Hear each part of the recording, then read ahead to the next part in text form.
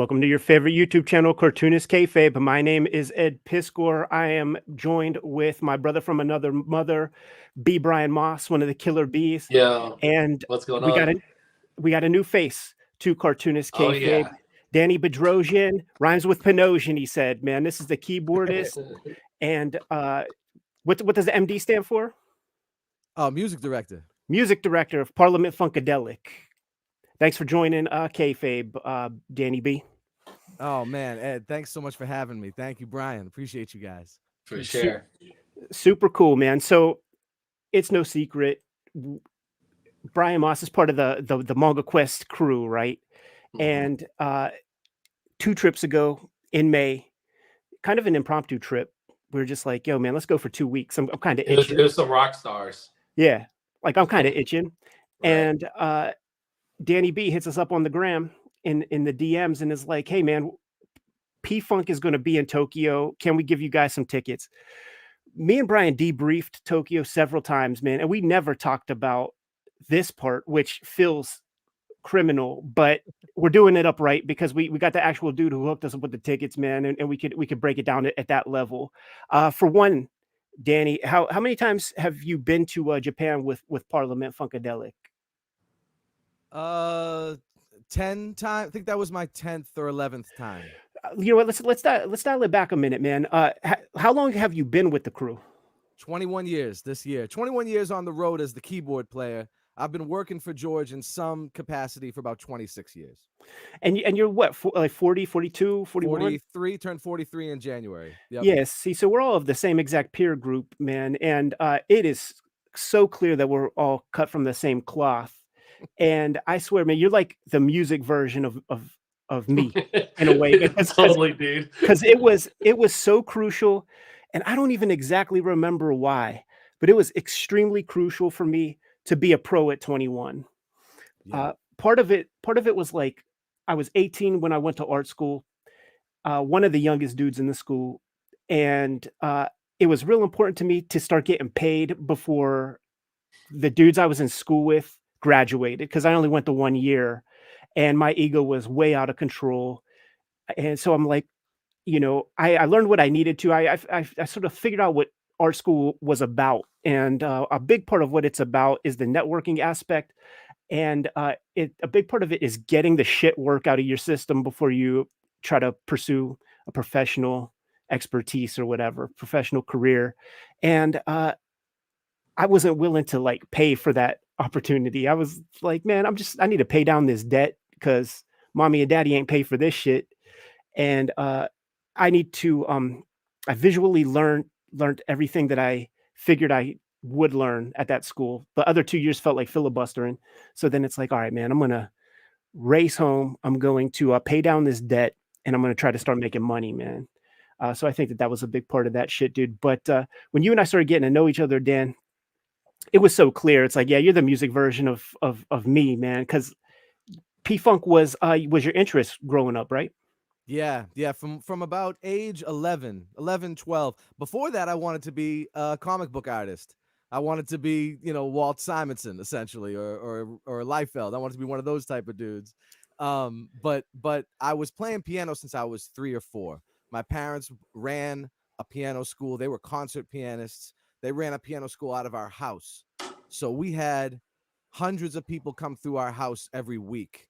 Parents, kids, and at any given time of day, there'd be 3 or 4 pianos playing at all times in my house. So my sisters played, my parents played, cousins, aunties, grandparents, everybody pretty much played piano. It's like one of the main jobs in this family. And I always make the joke, if you're a Bedrosian, you do one of 3 things. You're either a pianist, you're a fine artist, or you're a Major League Baseball player. Those are the only 3 things that Bedrosians do. Who's So, who's the baseball player? 2 of them. My uncle Steve, he played for the Phillies, the Twins, the Giants, the Braves. He got a few World Series wins. He won the Cy Young in '89. What? That's Wow. amazing. Yeah, he was a That's big deal. wild. And then his son Cam, my cousin Cam, played for the Angels for like a decade. That's So pretty fucking cool. yeah, yep. And then my grandfather and my oldest sister were both fine artists. So there's kind of that strain in there too. In fact, my first job working for George, not to fast forward too much, was actually in the art department, and we can get to that later. But But yeah, from the moment I first heard P-Funk, because I was playing, by the time I was 10, 11, I was already getting snuck into clubs playing with metal bands. I played with hip hop groups because I was like the musician kid in the neighborhood. Most of the kids in the neighborhood were either they were aspiring musicians, maybe, or Mm. rappers, or writers, or idea men. And I was like the sole musician in a lot of groups. So, yeah, I was snuck into a lot of clubs as a preteen, playing everything from Latin music to hardcore to hip hop and R&B, and I played in the church. And I obviously classical was my. It's still to this day. It's what I do every morning. I wake up and I practice at least 3 hours of classical music every day. You know what? Let's talk about that real quick, man, because you sent me some video, and when we kicked it in Japan, you fucking kind of blew my mind, man. Because there's like some kind of exercise, and you could speak on it more articulately, but you basically it's like a jazzy kind of improvisational thing where you're taking in data and kind of hitting the notes. Like, explain what that is, because you sent me a video where you took one of our videos on Cartoonist Kayfabe, and you were like playing on a piano Rob Liefeld's cadence, and Yeah, then you were playing my cadence, and then I realized like, oh man, when you play my cadence, you're hitting a bunch of the same keys because I stutter. yeah. Well, everybody has their own little things, What is that called? idiosyncrasies. What is that practice called? I don't really know what it's called because a lot of people don't do it, but I learned it from my mentor, Bernie Worrell, who was the original keyboard player for P-Funk and who's largely responsible for all the synthesizer and keyboard sounds that we know of, not just in P-Funk, but in hip hop. Yeah, You know, this huge. is he the message? Is he a part of that?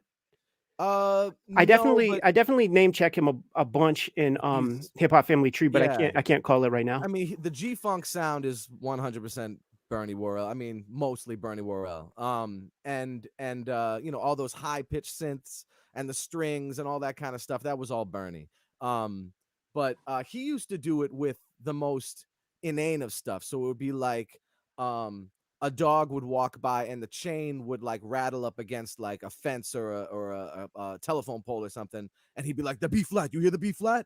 And I'd be like, That "Yeah, is yeah, yeah." I'd insane. be like, Yeah, yeah, I do." Because we were both classical guys, and he really took to me when I came in because we were both classically trained. And to be the keyboard player in this band, you have to have serious classical training because Bernie is nuts. He was nuts. And and so I really learned a lot of it from him. I mean, everything he did was just variations. He had like 5 or 6 different ways to play every part.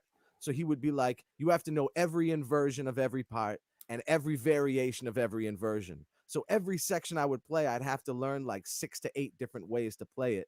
And he'd be like standing over me. I mean, I'd have to study with him hours and hours a day, shadow him all day on the road. So we'd like 6 hour of rehearsing at sound check. The back in those days, the shows were 4 or 5 hours back in the 90s and 2000s. 4 or 5 hour show, then just shadowing him all day. So like I learned a lot of that stuff from him. And then I started seeing people like Mono Neon, who's now a good friend of mine, do it in like his videos online and stuff, TikTok and on Instagram. But it's actually one of my afternoon things. So in the morning after I get all my formal stuff out, I run a couple miles, I come home, do some light exercises, nothing crazy, and then I watch Cartoonist Kayfabe. I have to say that's the time that I watch it. And if a video that you guys make is over a half hour, if it's a half hour, I'm just sitting intently and enjoying it. But if it's a longer one, like an interview or a shoot interview, any of that kind of stuff, Right, I'll sit with it and I'll sit at the piano because I got to get some more reps in. right. And It's and all I'll about the reps. yeah, yeah. And so and the reps in that case is improvisational. So there's the morning time, which is all reading and just fundamental and difficult reading too. Like I only focus on a couple pieces a day in those 3 hours. So it's not like I'm shifting through 100 pieces. I'm doing a couple. It's like you banging out a page a day. It's the same kind of idea. You know what I mean? It's focus, essentially. Right. And then in the afternoon it's getting in the improvisational stuff, and it could be anything, but in many cases it would be if you guys are doing a shoot interview and if there's variance in the cadence. So for instance, Liefeld has this California type accent, and he's got like tonal shifts. Some people don't have as much he's real animated Right. with his character, with his voice, um and so then, because there's shift back to you guys, and you guys also, although you probably don't know it, have a regional accent. you Speaking of know that, man, I like when you say art and oh part, yeah, yeah, I'm like, oh, this got to be yeah. a New Englander. You already know. Yeah. I was born in Massachusetts, raised in Mass and Yeah. New Hampshire, I and was gonna say that Boston. all the way. Yep, I was born in Lawrence, Mass, industrial city north of Boston. And yeah. Be honest, man. Who has the thicker regional accent, me or Jimmy? Jim, Yeah, because I think so too. but he has like almost, from traveling the country, I pick up a lot of different people's accents. I can tell you've moved around. Like my wife is like that. She's moved around. She was born in Watts. She lived in outside Detroit. She lived in Atlanta. She lived in Tallahassee. She lived in DC. She lived in Baltimore. So she's got like this weird mix. And I have a little bit of a mix from being in Tallahassee for 21 years for sure. But you, I can tell, have moved around a little bit because you have a couple DMV things in you that DMV. yeah, DC, Maryland, Virginia. Oh yeah. Yeah, so and then Jim has a little bit more of a rural Pennsylvania accent to me. No, it's real interesting because I had this girlfriend who was she was like the Doogie Howser professor at the University of Pittsburgh, like the youngest prof. She was in the ESL department, and so by being in the ESL department, she was a linguist. She studied language, and there was this. I just didn't believe what they were kind of categorizing as the Western Pennsylvania accent. And one of the things they were talking about was like there's like this like upshift at the end of sentences, Mm. and they associate that with the rural. And that's what I noticed in Jimmy. That, like the first time I picked up that accent, I was like, okay, so that's what the textbook was describing. Is like this like little uptick where it's almost like even just a regular sentence is a question.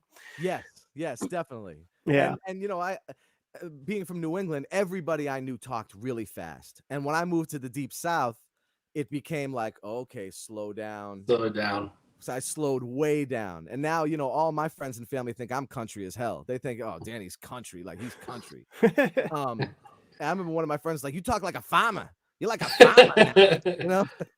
And but I think having traveled, I mean, pre-COVID, having traveled 280 to 340 days a year, kept a little bit more of the accent than I would have had I been in Tallahassee all year round for 21 years. Do you ever post those things where you're playing and then you have like the kayfabe thing going on, or is that something that you could maybe post in your Insta stories or something tonight? Because like people should see this thing. It's really quite fascinating because you're at the keyboard and then it's like a musical stenographer.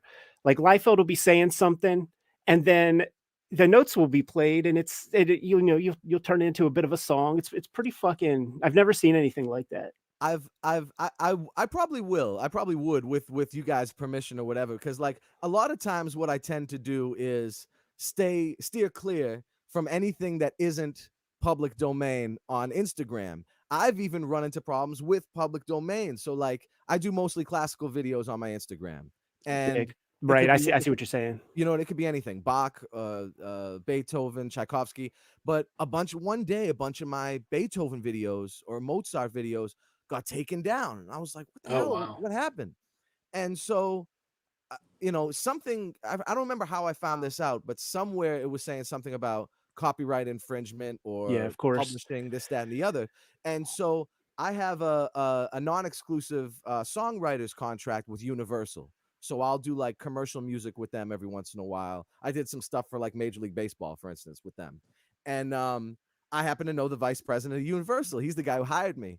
So I called him up and I said, Carl, this weird thing happened where my a bunch of my Beethoven video, but only the Beethoven, they got taken down.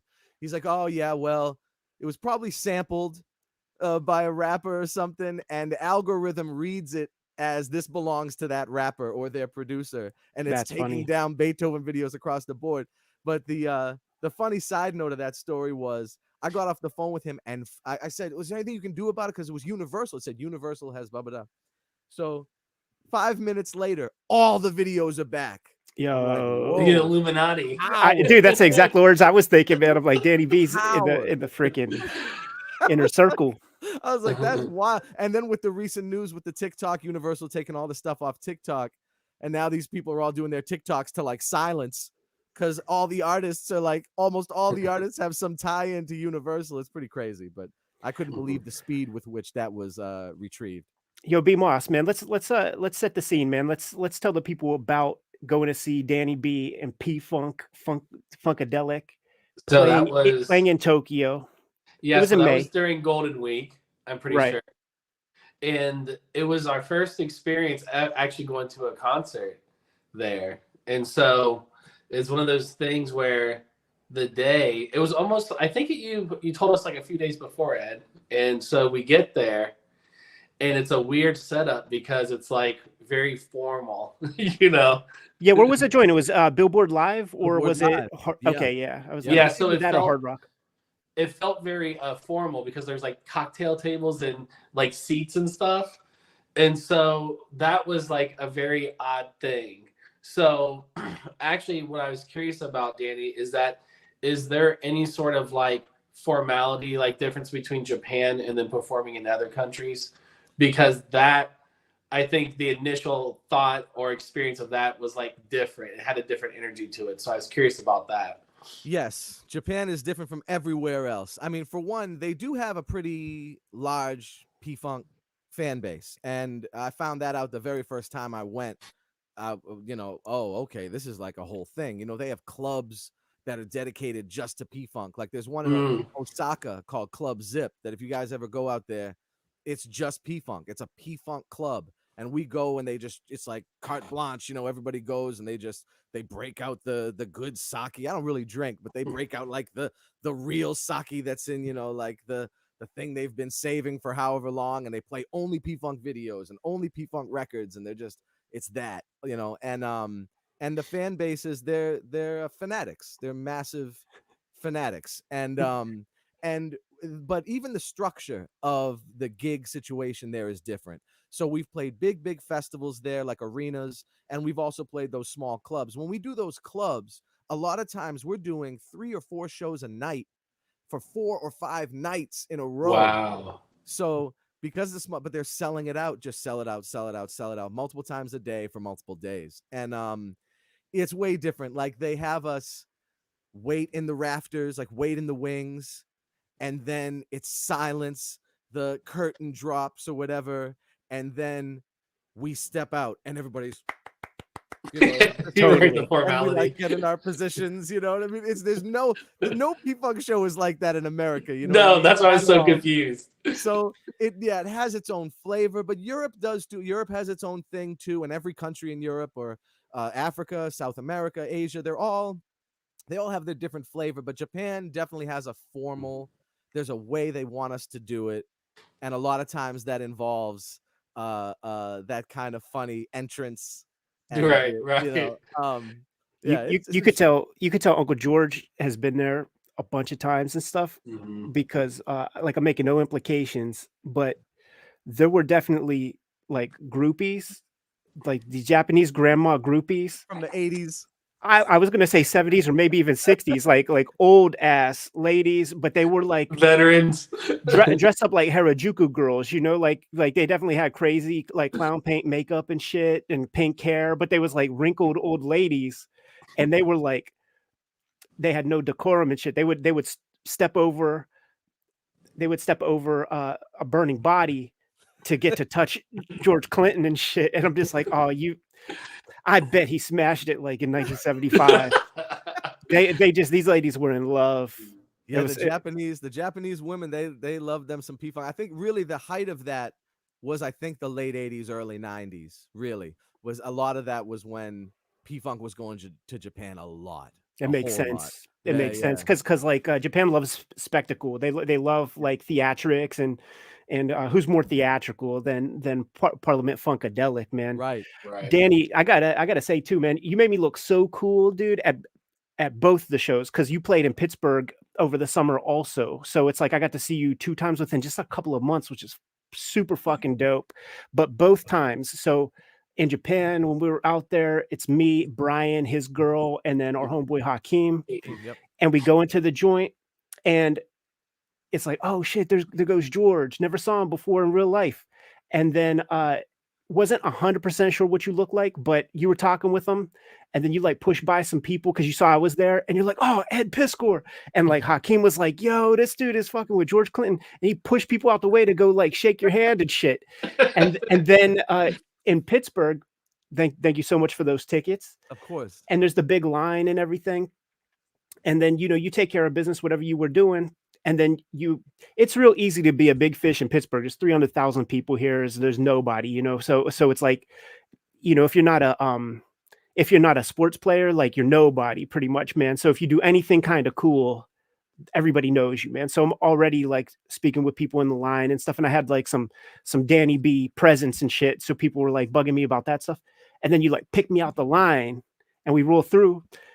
Like, it was a boss move right there. It was the flyest shit ever, man. And then we go into the back, and then the other Pittsburgh people that are back there are like these evergreen, they're super cool and shit. And they're the people that I used to like look up to when I was a kid, but they've like plateaued at this level of, I'm sure every scene in every town has these people where it's like, they just, they sort of get in with, they've been at it long enough in like the local town's punk rock scene or whatever, that they just know how to like push. Maneuver. Yeah, exactly. So like some of them were back there who they're people that I looked up to as a kid and shit, like, oh, the cool old heads. But now it's like, damn, they're still doing the same shit. Right. And of course I looked real cool to them too, man, because like they were super clingy, like and they're the people that are the local connect for the weed or whatever. Right. So and I'm just not that. I'm a fucking nerd. And there was a chick that worked there. I was like, oh man, you're Ed Piscor, blah, blah, blah. And I'm like, yeah, I'm Ed Piscor, blah, blah, blah.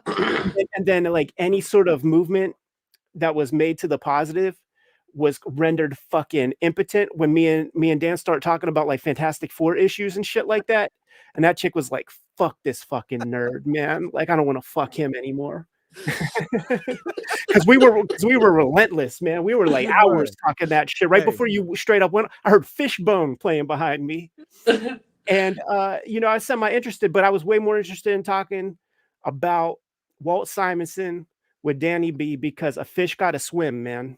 That's right. A fish has to swim, and Dan's pedigree is as deep as us, dude. Like same age basically, so cut his teeth on all the same shit.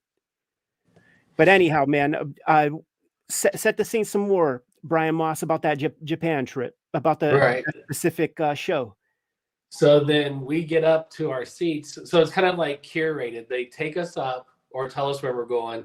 And we're at the very top. Let's see, what would that be? Well, actually, Danny, we were by you. We could see whatever side of the stage you were on. We were on that side. Yeah. Stage left. Thank you. Mm-hmm. At the highest point.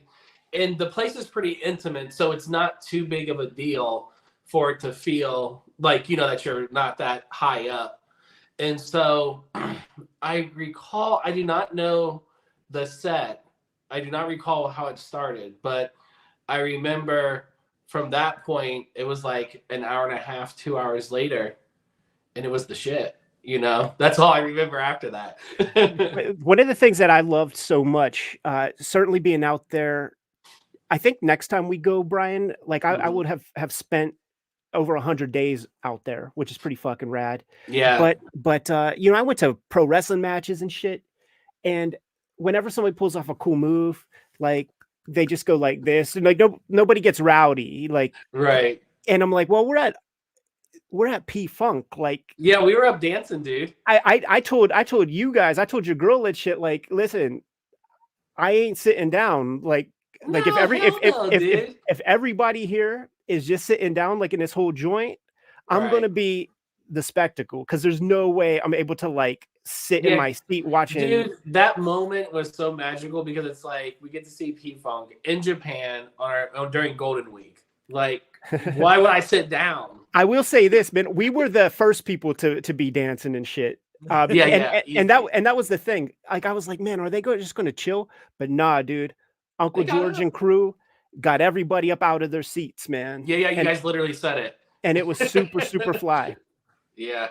And for as formal as the Japanese are, I was surprised by how energetic they were. So it was some real shit. It was awesome. It's one of those things that they get off on. Like I said, like there are some serious P-Funk musicologists in Japan, some serious historians of P-Funk in Japan. They're like some of the I put that up there with like some of the top P-Funk locales, like along with like maybe That's what's up. Paris, Amsterdam, Detroit, Tokyo. That's like one of them ones. But it Yeah. was I think, Ed, we were just talking, like we just started talking to each other on Instagram or something, right? A little bit before that. Right. And you said something, I don't remember what the premise was, but you were like, "Oh, I have to go to Japan for a few days, but we'll speak when I get back," or something. I was like, "Dude, I'm in Japan. You need to come to the show. Come to the show. I'll get you in. You know, I'll get you a ticket." Yeah. And I mean, and to do it at either place is, you know, obviously my absolute honor and pleasure, sir, because you and Mr. Rugg were the voice of my pandemic for real. Like, you know, I was like, I had COVID. I had alpha COVID, and it lasted like 3 or 4 months, and I was in quarantine, and I recorded a couple of what I consider 2 of my better or maybe my best albums, thinking this is going to be the last thing I make. Fuck. And I was in a situation where I was watching Netflix every day, like everybody probably, and I was watching Narco. I watched all of Narcos in a row, and then I watched the Waco thing, the Waco dramatization, and then I started watching all these post-apocalyptic movies, and I started like, and I've never been a depressed person. I've always been kind of an up, and I started getting like really depressed. Like, this might be the end. Like, we might be in some end of days type shit.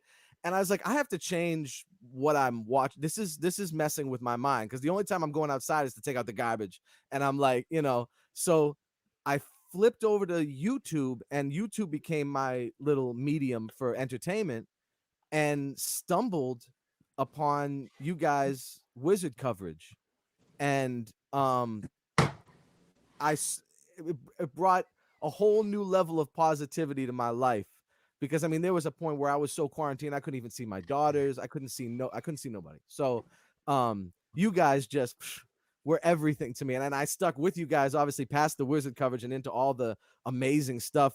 I mean, you guys introduced me to Klaus. I would have never known about Klaus if it weren't for you guys, and a lot of things really. But it became my daily part of my daily regimen, because I'm a real regimented guy. Gotta be, man. Yeah. Like as a professional and somebody who's in a specialized sort of art form, it's competitive. Yeah. And you gotta be disciplined, man. It's so important. When I do these streams, man, and I bring somebody from other discipline outside of comics, I think that's going to be a pretty routine piece of connective tissue. Is just a discipline involved. Like, this shit ain't all fun and games. Right. Very often on social media, whenever you look through the comments or something, there'll be people who will say like, "Oh man, I wish I drew comics for a living," or I wish I played music, and that ain't going to do it. Right. That ain't going to do it. Like when you see a published book, or when you see Danny B playing a fucking keyboard solo and then incorporating the X-Men theme from the animated series into the mix, man, which Danny, I appreciate that. Thank you so much, man. I felt like that was for me. Yes, it was for you. But man, there's a lot of that sweat equity that has to go into it. And unfortunately, I do have to call them civilians, they're like the people in one's life who just don't fucking get it. Right. And that is like such an important thing that has to be managed with extreme prejudice, we'll say. Yeah. Because the obstacles, man, it's yo, come hang out, man. Like, let's go drinking, let's do this, Right. let's do that. Right. Nah, It dude, doesn't work that way. you were 21 years old playing with Uncle George. Like, that doesn't happen if you aren't deep, if you aren't dedicated, man. And it's super fucking cool. What's that book behind your head? Which one? Right here? That? Dude, it's plug time, bro. Okay, so this is the Authorized P-Funk song reference. Official Canon of Parliament Funkadelic, 1956 to 2023, by me, Daniel Bedrosian. And this I've been working on for 30 years. This is a 30-year labor of love right here. It is essentially all the songs that can be considered part of the canon and who played and sang on those songs, going chronologically by band. So it's 850 plus releases. 90% of those are albums. It's the biggest discography of any popular music group in the history of everything. And you made you made like the ultimate Beckett for comics, you know, for the Beckett. Parliament I chose literally the most daunting task I could do in the music and slash literary industry. So did you get Uncle George to help you with it, or did you have most of the citations for yourself? So the first, 10 years was me sitting in school when I was supposed to be taking notes in sociology class or something, writing down all the songs Bernie played on for this band, or all the songs Ray Davis sang lead on for this group, and just piles of notebooks. And I always thought it was just going to be beneficial for me because I was researching how to become the keyboardist for P-Funk. And to get back to something Ed was saying, the hustle to getting there was a tunnel vision. I am going to be the keyboard player for P-Funk when I grow up. No alternatives. No plan Bs, man. You leave Fuck no that shit. alternates. Right. You leave no other, but maybe I'll just, but maybe no, none of that, So like, but this was really just like research for me. It was research getting towards being better at what I do. And I knew that, not to make too big of a thing of race, because it's not really a big deal. But not being African-American in this African-American institution, I knew I had to try to at least be the most knowledgeable person in the room. It's respect, man. Yeah, thank you. To just to be able to maneuver and navigate correctly. And it was my favorite band, so it made it easy for me to do as research. And if you have the feel, like George and all them say, if you got the feel, then you're good. And I always had a good feel. I was always a good concert pianist. Good emotive vibe on stage. So that was always not easy, but more natural for me. So to me, as a classical musician, it was about using that classical study skills to learn everything I could about this music, this slightly unattainable to complete musical vision, because there's so much music, you'll never learn all of it. And that was a big part of what the book was. And then my first 15 years on the road, especially my early years out there, I was out there with the guys, the dudes, those were my big brothers. A lot of them have passed on now. So a lot of the guys like Gary Scheider, Bernie Worrell, Boogie Monsoon, these are the dudes that were on those records. And I asked them, and George, of course, I asked them all the nitpicky, tedious questions moment after moment. But that was part of what they loved about me, was the fact that I even knew what that was. Right. Did you ever, was there anything where you blew their mind? Like, were they like, wait, how'd you find that out? Or where'd you pick that up from? George calls me the band musicologist. And then I also got the job of archivist in recent years for some work that they've had me do. That was some other mind-boggling work I've had to do. But it was from, George, as great as his memory is, and it's a big part of this book, he would, every once in a while, he'd be like, Danny, wait a minute, who was that on that session? Who did that? And Hell yeah. So I became kind of known for being that guy who knew the sessions from way before any of us were born, That's wild. And I just kept track of all that information. And then when COVID happened, after I got sick and got better, I moved out into the country, and I made officially writing this book and conducting formal primary source interviews with 75 or so members of the band, past and present, a priority. So I dedicated about 5 to 9 hours a day to typing up what would become the Authorized P-Funk song reference and doing these interviews. Now, George, he lives on the same street as me. My baby daughter, my youngest daughter, is actually his great granddaughter. It's a more recent development. I'd been in the band for almost 20 years before any of that happened. So Dude, you were so funny when you revealed that, because you were like, "Hey man, I ain't no nepo baby. I was already in the band for like a bunch of years before I married his granddaughter or whatever." That's right. I was the guy that had to prove myself possibly the most.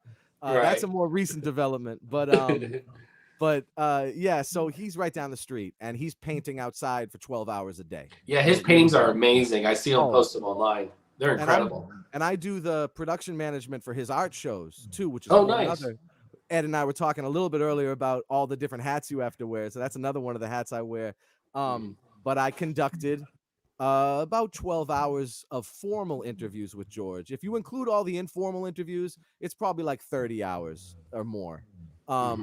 But he's like one of the primary ones. And I just and people be like, "Oh, did you record all the interviews?" I'm like, no, I wrote it down. Like, yeah, it doesn't work that way. I'm like, it's not party stories. Like, right. It's okay, all right, this song. All right, who arranged this song? Okay, who played bass? All right, who was on guitar? Like, it's not like, well, we were at the studio and so did this. Like, it's not like that, you know? Right. And so, you know, it's that really nitty-gritty information that people have been fighting over for a million years, and nobody ever thought that anybody was going to end up doing this.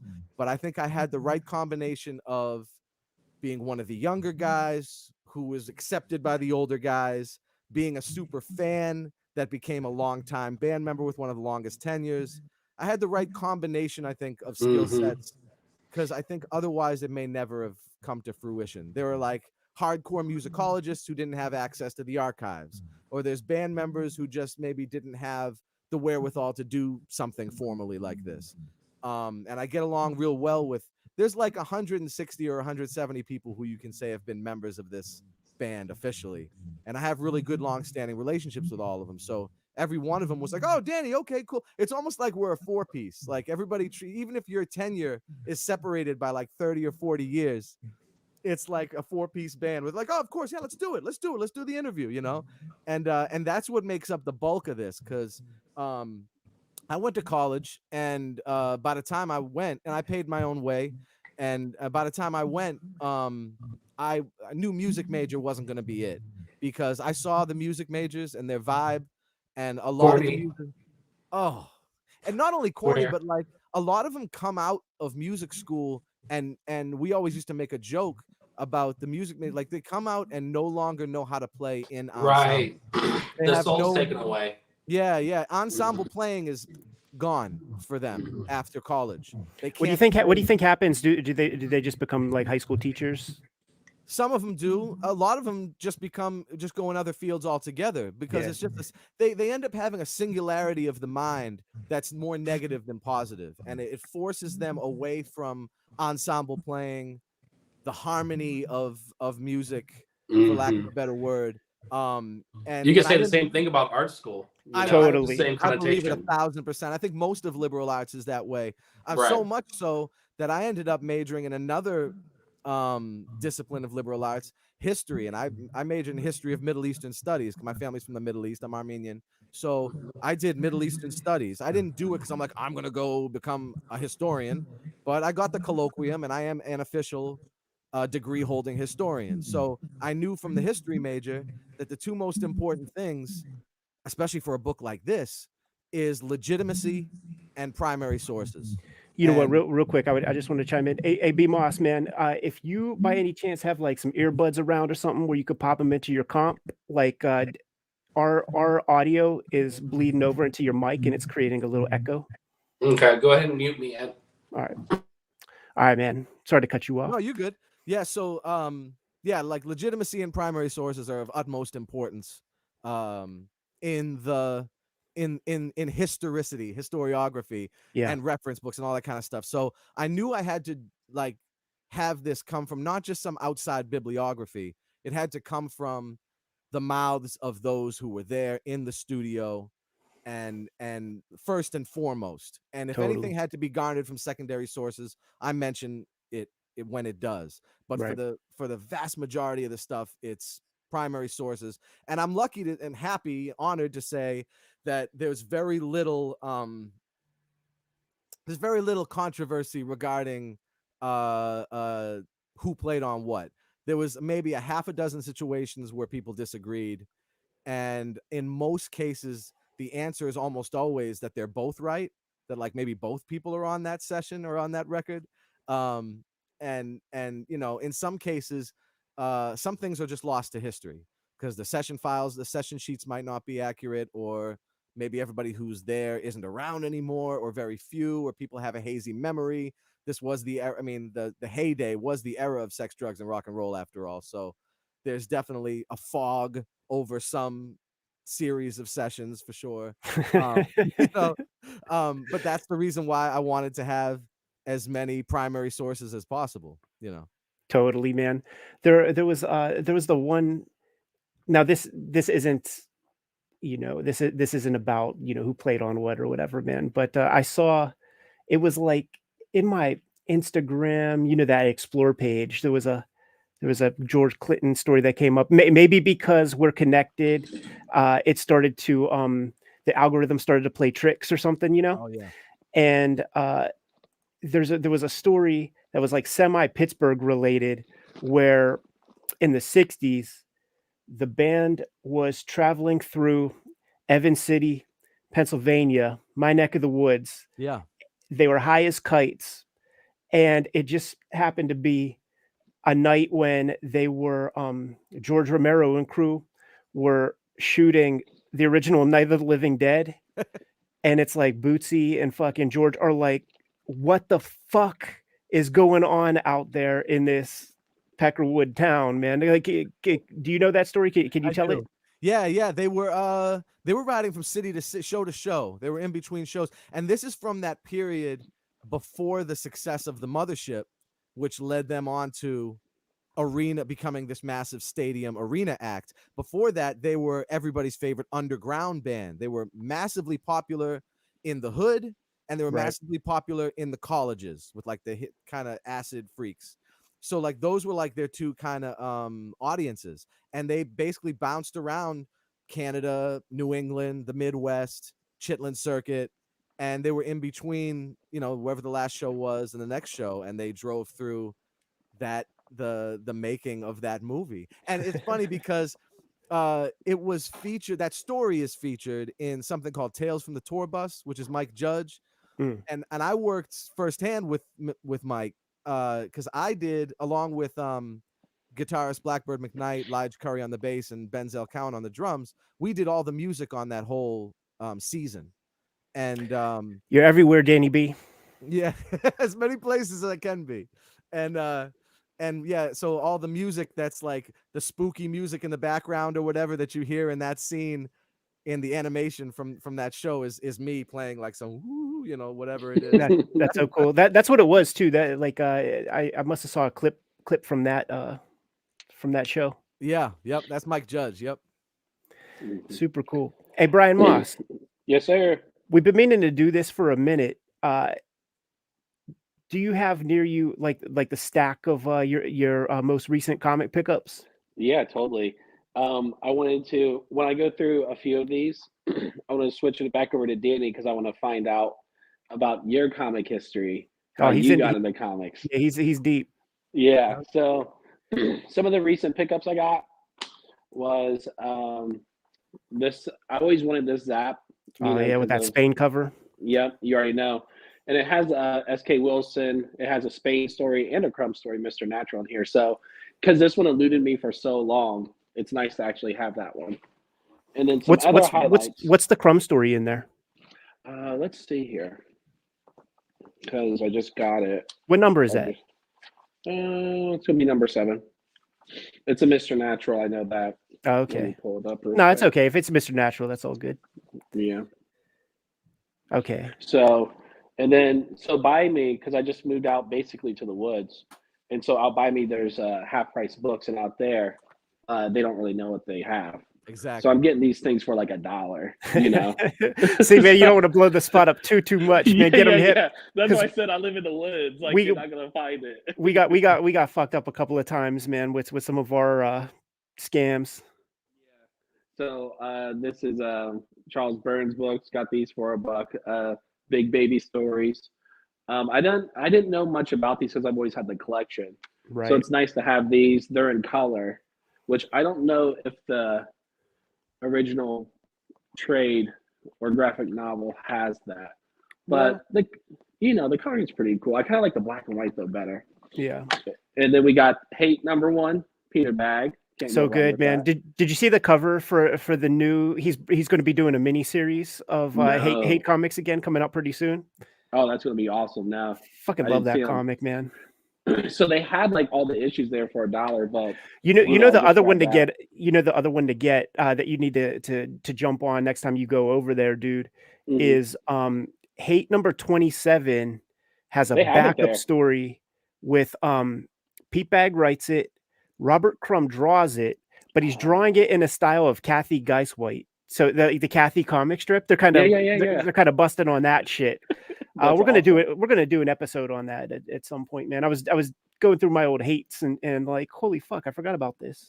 Yeah, I had no clue because I always just had the trades, The late ones So the late ones have a lot of cool shit. There's the Kool-Aid Man story that Mhm. Alan Moore writes for Peter Bag. Okay. They start to bring a lot of cool shit into those last ones. And Mhm. by the way, Pete Bag is no slouch as a cartoonist. Dude, no, he's always been a beast, bro. And it's like it was one of those things where his style always stood out to me, even as a kid. Like you Oh would yeah. just see it in your peripheral, and I always remembered it. Because it's always like you could feel the material he's using. And so the last one I'll show is this. Well, I'll show off the stack real quick, but the Skin Deep once again. Just got this, so Yeah, it's proud of super this dope. to have in the collection. Can't go wrong. Nice. And then this is great because you get the black and white illustration, so can't go wrong with that. And then got a stack of Transformers, and these are always expensive for some odd reason. So it's nice to actually find these for $1 to actually just have, you know, to actually enjoy. So Right. yeah, so that's what I had got lately. That's what I've been enjoying and digging. So, it's all good. Yeah, Danny B. He was grabbing the stuff that we were grabbing, right? Right. Like all the except he was the odd man out. He was like the weird dude that was buying the Fantastic Fours while like Liefeld and Jim Lee and all them were out. So Yeah. Danny, when was your first comic, and when did you discover like comics, or were they always there for you? So the first thing is the mini comics with the Motu stuff. So I didn't know at the time I was reading Mark Tex and Bruce Timm, but my first comics are all Mark Tex and Bruce Timm and Stan Sakai. So like that was all the early stuff that I was reading. Now, upon reading like full-size comics, it was 1988 or 89, I want to say. I was 7 or 8 years old. We were at the beach in York, Maine, and we went into a place called Garfield's, and it was like a news shop. News shops are gone. Yeah. My first 5-6 years of reading comics were all from news shops or smoke shop, like cigar shops or whatever. And I got Fantastic Four number 331, Steve Englehart writer, Rich Buckler doing the art. And it was only 3 or 4 issues later that Simonson takes over. Oh yeah. And so my first the thing that really grabbed me was the Thing. I liked the way the Thing looked, but again at the time it was Ms. Marvel who was like the She-Thing, Sharon Ventura. And I was and as soon as I got it, I immediately went and grabbed all the Kirby stuff. That's the issue. I immediately grabbed all the Kirby stuff from the library. So the Lee Kirby first Fantastic Four, the Lee Kirby Avengers where Captain America comes back, the first Hulk, first Iron Man, all that stuff. I went and grabbed all those, whatever those original Marvel editions, those proto graphic novels, whatever they were. Those hardcover joints. The hardcovers, Yeah, yeah. they're like $50 a pop for 10 issues back in 1990. I got them from the public library and would just get the late fees galore. That's a good freaking library, man. Because like Yeah. around that exact time, the Homestead Library, we had comics by Les Daniels, and believe it or not, we had Seduction of the Innocent. Was at the library, and I scooped that up and read that thing cover to cover a lot of times. Right. But we had no comic.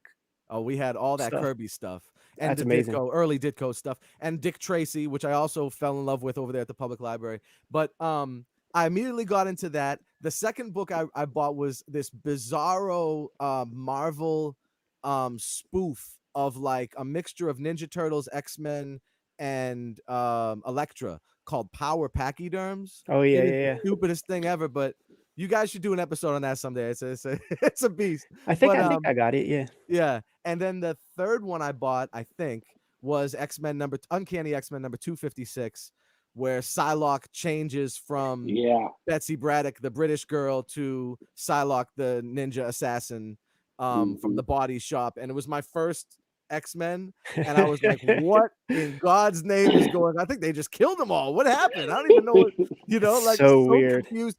But that confusion really intrigued me, and it kept me going back. And again, Chris Claremont, Jim Lee. So that was my introduction to that. And so I immediately started buying Fantastic Four and Uncanny X-Men continuously, every month, every single month through that period. So the whole Siege Perilous, Extinction Agenda, to me, Jim Lee's best issues, the 273, 74, 75, 76, 77, and all of Simonson's run on FF.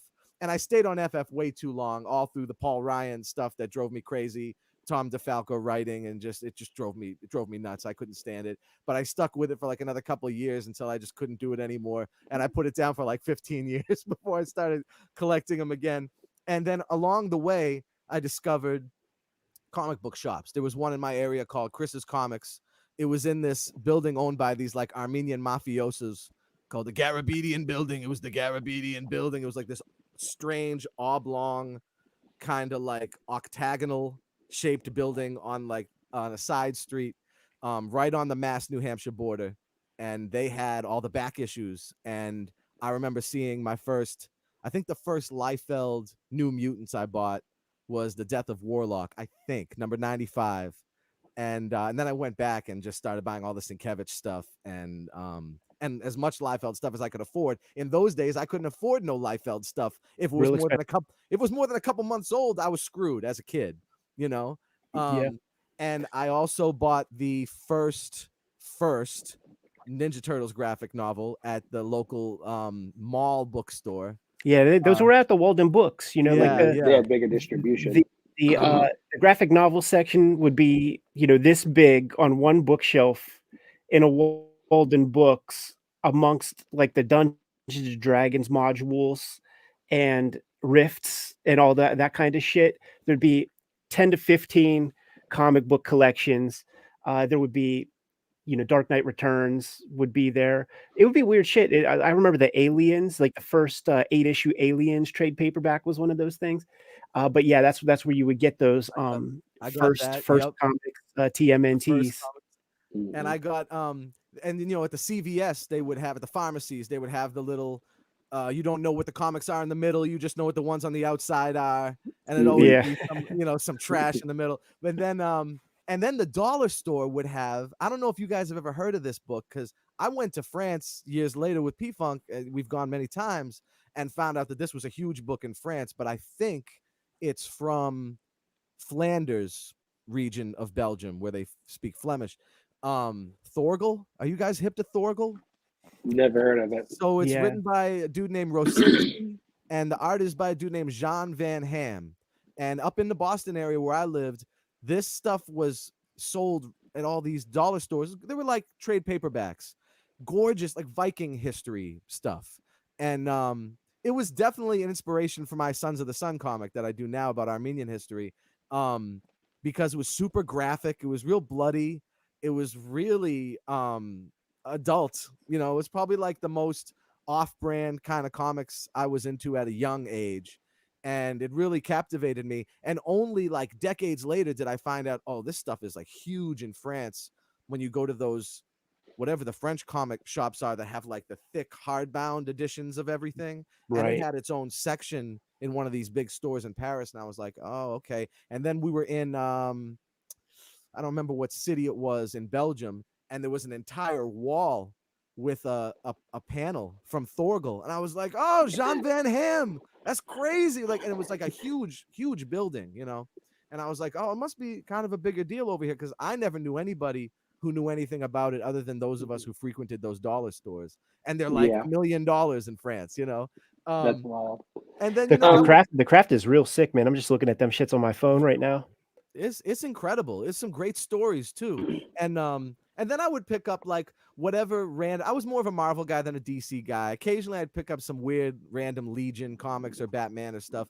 But I was mostly picking up like JR Iron Man's, Mhm. the Living Peter, Laser. yeah, the Armor Wars 2, baby. Armor Yeah. Wars, the Peter David Hulks that he wrote. You know, his little run, with His a lot little of run.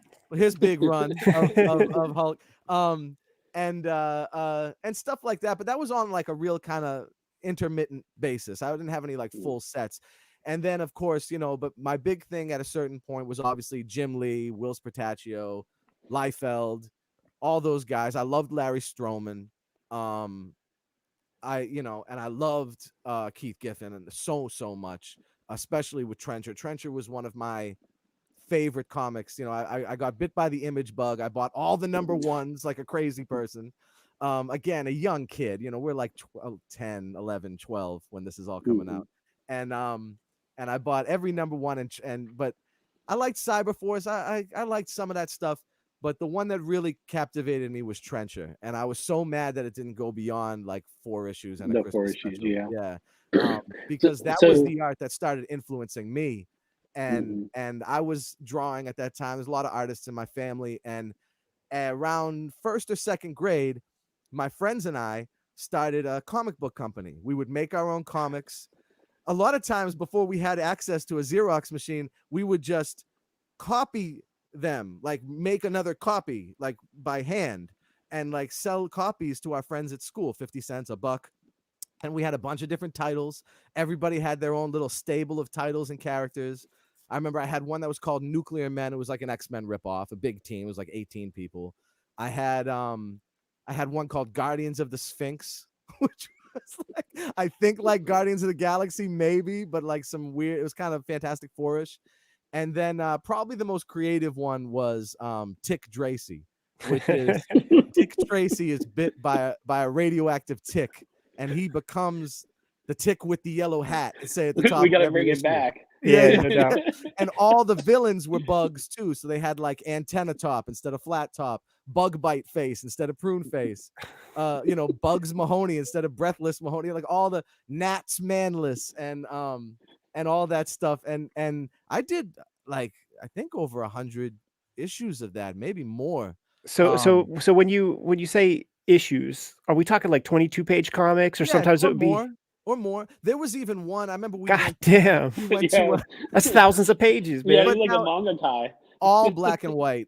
Almost. I think I colored maybe one issue, and I think at one point we colored the covers, and that was it. That's But, still a ton of craft, man. It was a lot. It was a lot of stuff. I mean, garbage, but for a kid, I guess it was pretty good. And then I remember at one point we picked up a number of these like thick bound journals from Yeah.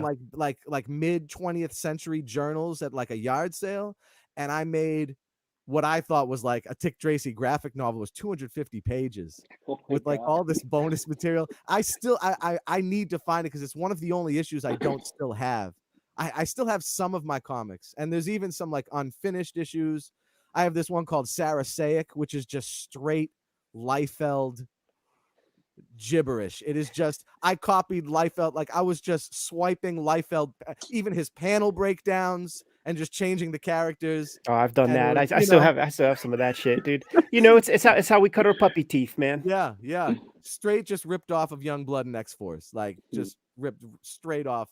But yeah, and I did it for a number of years before I got into P-Funk. That was like the stuff I was doing right when I got into P-Funk. So it was It's amazing, man. And you were obviously you were practicing music in between drawing these comics. yeah. Those Man, were the two things. youthful energy, man. Youthful energy is nothing to beat that shit. Yeah. Yep. I think there's something unique about like the time frame that we got into comics, because Danny, you mentioned that like it seemed like you didn't have access to comics, so the library had like the archives. You know what I mean? And there's something about reading that old stuff first before getting bit by the comic bug. Like the Liefeld and everything. And so it's interesting to hear you and how that informed your work. Even during that time, because everyone probably around you, I'm assuming, was just all Jim Lee ripoff artists. You know what I mean? Yeah, Punisher, War Journal. Yeah. That was their stuff. They were into all of that kind of stuff. I mean, I liked it too. Or like Yeah, yeah. the Terminator and Predator, Dark Horse type Yeah. things, and that kind of stuff was like big with a lot of my friends. And it's funny because immediately after getting my first couple issues of whatever new comics I was getting in 88, 89, I immediately went to those Kirby things, those books, and I didn't know it at the time, but Kirby would go on like in my later years to become not until I was in like my late 20s or early 30s was I like Jack Kirby is my favorite artist of all time. Right, you Like come it back took him around to so it. long. I came back around Devil Dinosaur and the Eternals and the original FF stuff. I went back and was like, I knew I was looking at it before. It obviously informed what I was doing in a major way because I loved it as a kid, but I didn't look at it the way I was looking at the 90s era stuff. And I think that that's a common thread with most of the people our age, that they or even the artists of our age, they came Right. back around to Kirby and found its the value. We had some real fortuitous reprints when we were coming up in those like early 90s. If you remember, there were those facsimile editions where it Yeah. would be like the silver frame, I have a few of Yep. those. and it would be like I remember I got that Fantastic Four one at this little local bookstore, and that blew my mind. I got X-Men 8 or 9, the one where the X-Men meet the Avengers, Juggernaut. Okay, gotcha. and it has Chick Stone does the inking on that shit. And to Yeah. me, when I saw that, I'm like, oh man, this is like this must be Bruce Timm's shit, Yeah. because like it's like the real thick inks. Mhm. I love Chick Stone on Kirby, but then also on a bunch of just random issues of like Avengers, or maybe there was a Fantastic Four or two. It would be like a double sized like flip issue, and so like it'll be the regular monthly comic by whoever, Joey Jerkoff, and then you flip it, and then it would be Avengers 4 where Captain America gets thawed out. And I was like so deep on Lee and Kirby. Like I just felt like those were like gold standard comics, especially at a time when the comics that we were being delivered that I loved a lot. Like I would read my X-Force 1 through 12 like every weekend. I would on Right. Friday at school, I'd be like, oh, I got 2 whole days and I'm gonna be able to reread my comics. Um that was more art driven, look Yeah. like digging the art stuff. But as a holistic like issue of comics, the Lee and Kirby tandem, or the Lee and Ditko, because Yeah. some of the earliest comics that I remember, like I pretty much wouldn't let dudes leave my house with their comics. Like if they brought a stack and there was some shit in there that I wanted, I would just start giving them stuff, man. And it was that like junk wax era of football cards and baseball cards and basketball cards and Yo. shit. Oh So man. so I would just peel them off some bullshit cards, Bro, like just like what will it take to get this copy of like Marvel Tales that we are more has alike the than you Spider know. Slayer? We're Right. more alike than you know. And I was in second or third grade. I'll never forget Shane Morrison. I'm calling him out. He brought and we all brought our comics to school, and he brought a classic X-Men. You remember the X-Men reprints, the Oh classic yeah. X-Men #1 with the Art Adams cover, Oh yeah. the Wolverine in the Yep. front and all them coming towards you. And I wanted this book so bad. I was such a good shit talker, businessman. I was such a good little Hustler. capitalist. Yeah, hustler. That I traded him a crappy 1984 Topps Gaylord Perry baseball card for classic X-Men #1.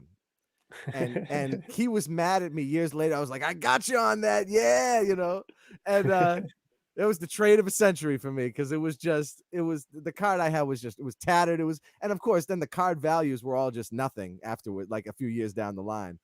It wasn't long before they were just useless.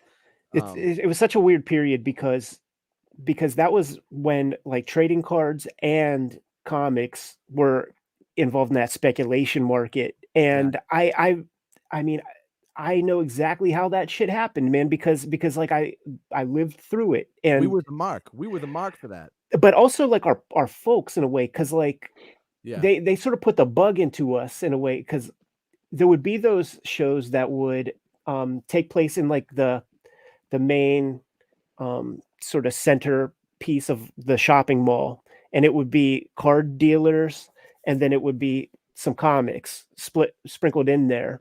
And the comic dealers and shit, they would have Spider-Man ones and shit like that, Right. and giant inflated price tags on them and stuff. And there would be these trading cards that like my pops would remember having. Yeah. And there would be these comics that my pops remembers getting. And he was like, holy fucking shit. Like, we got rid of all of these whenever we moved, yada, yada. So then he put that bug into our ear. And then so that happens. And then right around the same time, you got the Spider-Man one and the X-Force one and all these like new number ones coming out because it was such an institution, these series. I remember like when Extinction Agenda was going down, and it's like what, 271, 272, something like that. Yeah. And it felt like those 200 issues, it was like the deep past. It was like so long ago. And now we're crusty enough to have lived for like 350 issues of Spawn. Right. Check that out. Like, so like the relativity of like how time works is just fucking mind boggling. But it was like that shit. But then for the cards, it would be the era with the Ken Griffey Jr. Upper Deck rookie that was kind of going nuts. And then some of the Michael Jordan shit. So they marked us out, dude. Yeah. They had no problem divesting young children of their hard-earned paper route money and shit. I remember my father always telling me, because he was, he was raised by immigrants and they were genocide survivors, and so they were really deep folks. And he was into Turok, Son of Stone, and and he was like, I had all the Turok, Son of Stones, and my father just threw them all away, burned them. He said, "This is worthless. This is, you're never gonna." And and my father's like, "It's probably worth a ton of money now," And that was during the Speculator boom. I remember him saying that, and it made me think like, okay, I have to. If anybody touched my sisters, touched my comics, I was so mad. I'd be screaming at them. You don't understand what you could have done. So yeah, we got fed that one for sure. We definitely did. It would be a long time. Man, I must have been 12 years old when I finally discovered the comic shops. And then with that is the paraphernalia, the long boxes and the poly bags and shit. So before that time, I just had like piles under my bed. A bunch of piles under my bed. And one of the videos that we posted today was X-Men #5, the Jim Lee joint. And Omega Red. Totally. I think I say it in the video, but with no hyperbole, almost all of those X-Men comics and all of the X-Force comics, I rebought several times because I just read them to fucking pieces. I still have a couple of my like Liefeld joints, and I still have maybe a couple of my Jim Lees, but the stuff I like the most got turned to dust the quickest. Like the covers, I have no idea. It's like, man, I'm not even doing anything, and these covers are disappearing and getting ripped off the staples and shit. But I would just like read and reread those things. Just had like a bunch of piles under the bed before I was able to figure out that long boxes were a thing. The first time I saw long boxes was I think it was Return of the Living Dead #2 was the movie, and there was a boy that had like 2 long boxes or something, and he's going in there, and I forget how it works. I haven't seen that movie since I was a little kid, but I think that he is able to like find in his comics like the way to kill zombies by looking at an old issue or something. And I remember thinking like, man, it would be so cool to have like a couple boxes that are like designed to put my comics in. Like my folks were real good about keeping me ignorant to that kind of stuff, man, because they would know that I would be obsessed. Like when I discovered those comic shops, it would be a every Saturday thing. Like after the school week, like, yo, mom, can we go to Ides? Can you take me to Ides? And eventually it was like could hop the bus, but that would be a thing where like, damn, now I got to spend 60 cents of this like $5 that I starved myself through lunch period at school to like acquire a couple of dollars, and now I got to spend 60 cents of that hard-earned money on the bus to like get my ass to the actual comic shops. Yeah, I had the file cabinets before. I didn't have long boxes till I think I rediscovered comics as like an adult. You know, I had my parents got me like, this is an old file cabinet that your grandfather had or something like that. Use this, put them in here. And it's the same way with me because I divorced myself from comics all through my first years on the road and maybe even college too. And if I was reading them, I was reading very few. I definitely wasn't reading new comics, that's for sure. So after I missed the whole Speculator bubble burst. Yeah, I was probably there for the very beginning of that and then just kind of divorced myself from it.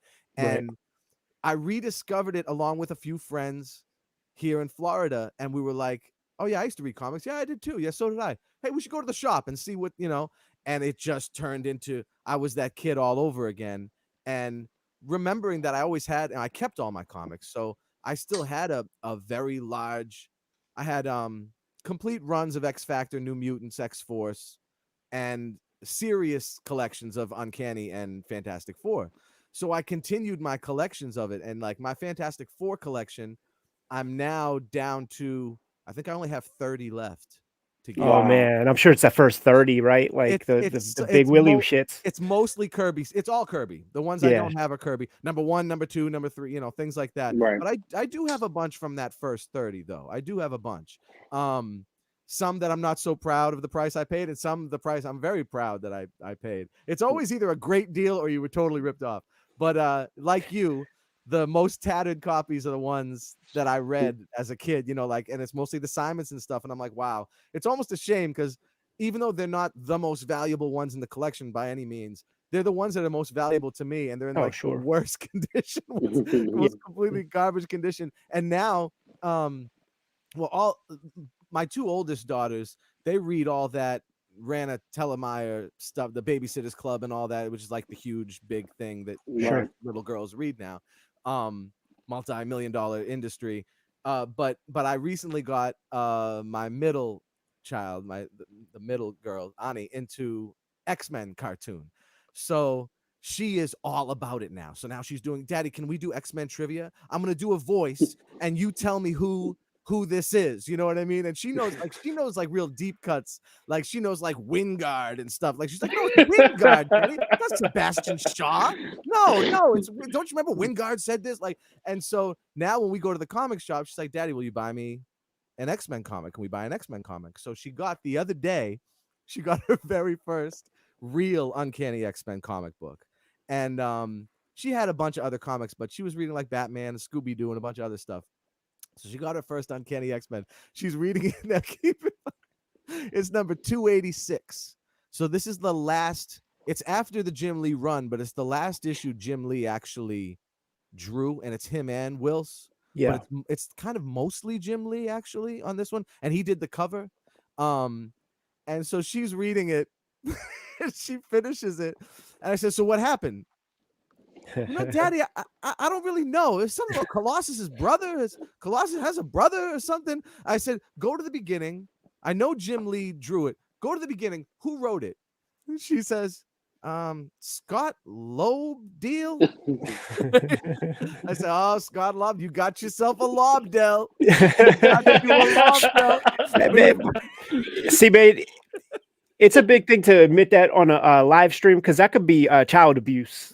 It's a little bit. CYS is coming to the crib, dude. And then the very next night, because we watch like 1 or 2 episodes a day, we're trying to get through. We're in like the 4th season now, trying to get through in time for the new show, so we can kind of segue right in. And we yesterday, that's why it's so funny. We got the comic like 2 days ago, talked about Lobdell. Yesterday, we're watching the episode where Master Mold sends Trevor Fitzroy to the past to kill Professor X. And Master Mold says, Fitzroy, I have a job for you. Lobdell, come here. Right?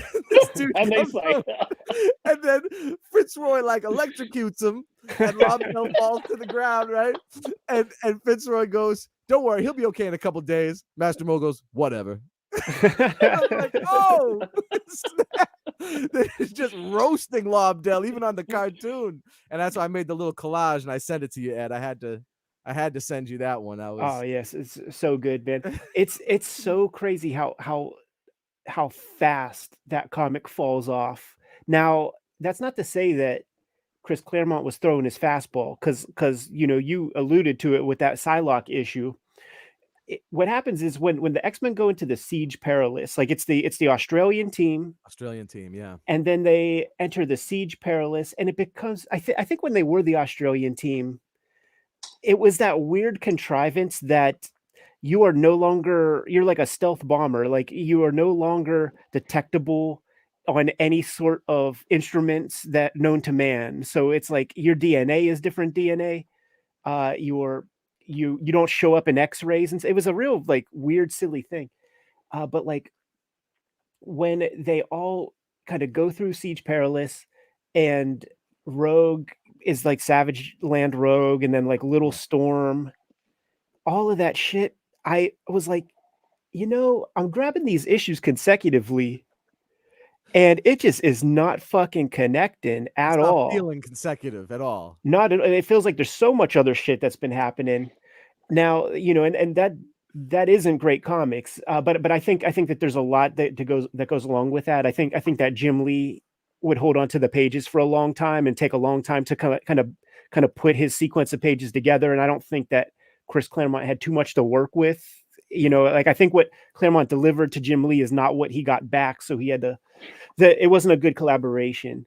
But when fucking Kayfabe and Nicieze and Scott Jobdell come on, the gulf, like the plummet, is insane. It's beyond subterranean. How much it sucks, because it's like Chris Claremont cosplay, but they're not choosing the cosplay the best Chris Claremont. It's like the last batch of stuff, and it's so god awful. Like whenever we scoop up one of those issues to do as an episode, we know it's going to be a big episode, because there was just so much volume of those comics that people who have a nostalgia for that shit are going to check out the episode. But it is like such a chore, and it takes me back to like when I was reading that shit and just completely confused, and I'm like, well, nothing has changed. Like these are unreadable fucking comics. Even that X-Men 5 that we did today, which I had 3 copies of that probably in my lifetime, because I destroyed the first couple just reading them and copying and stuff. Yeah, that's a burn too. John Byrne couldn't kind of rise to the occasion and do anything with Jim Lee's art. But I also do posit in the video that, like, Jim Lee's a fucking superstar. There's no denying it. And maybe if he had the reins pulled in on him, like for instance when he was doing that Punisher shit, Carl Potts was doing layouts, really. Yeah. And so Jim Lee was working within this like very circumscribed set of parameters, which was still cool. Like, he put his varnish on it, no doubt, but it was still, storytelling was paramount. Jim Lee would not be the superstar Jim Lee if he didn't just go off the rails and just go into business for himself. Now, thinking about it all day with this video out there, seeing the comments and feedback coming in on that, I just think, like, man, what an amazing landscape of comics culture it would have been if, for instance, X-Men 1, the 8.5 million, copy selling comic, what if it not only looked really cool, but was a good comic? Yeah. Like Right. that could have been such a fucking watershed, like extremely important, could have changed the whole game. And we went through some interviews with Rob Liefeld recently, where Hart D. Fisher, the Crown Prince of the Dark Prince of Outlaw Comics, interviews Rob Liefeld in the pages of Comics Journal. And Rob Liefeld admits that, his Image comics weren't very good. This Thursday, we're going to be looking through Wizard magazine when we do our recording session, and it's a Liefeld interview in this Wizard where he admits that, like, Merritt Michaels wasn't ready for a comic with Brigade and stuff. Yeah. And that, Youngblood 1 sold 1 million copies or something. Right. What if these comics were good? Yeah. Like, it could have been such an important progressive movement in the medium. If you you put something out in the universe that sells millions, even if it really is just maybe 500,000 guys who bought all of these millions of comics. Like, man, in my other part of the studio, I must have 11 copies of X-Men 1, because it would get to the point where maybe I just don't want to dig through the boxes and I see one here for $0.25, like I'll just scoop it up. Yeah. But man, it would have been just an amazing evolution of comics if they were just good. Because like the joke now is that we say shit like, man, we should we could probably have a class action lawsuit against Rob Liefeld and Jim Lee and Todd McFarlane and those guys, man, for handicapping or skill levels and shit like that. Yeah, no, I agree with you wholeheartedly. And a few points about that. Potts also did the layouts on Jim Lee's Alpha Flight stuff. Okay. Yeah, and you can see his hand all over it, and it's a different looking Jim Lee. It definitely is. I always used to say too that like Jim Lee, to go along with what you were saying, he would have been Ron Lim.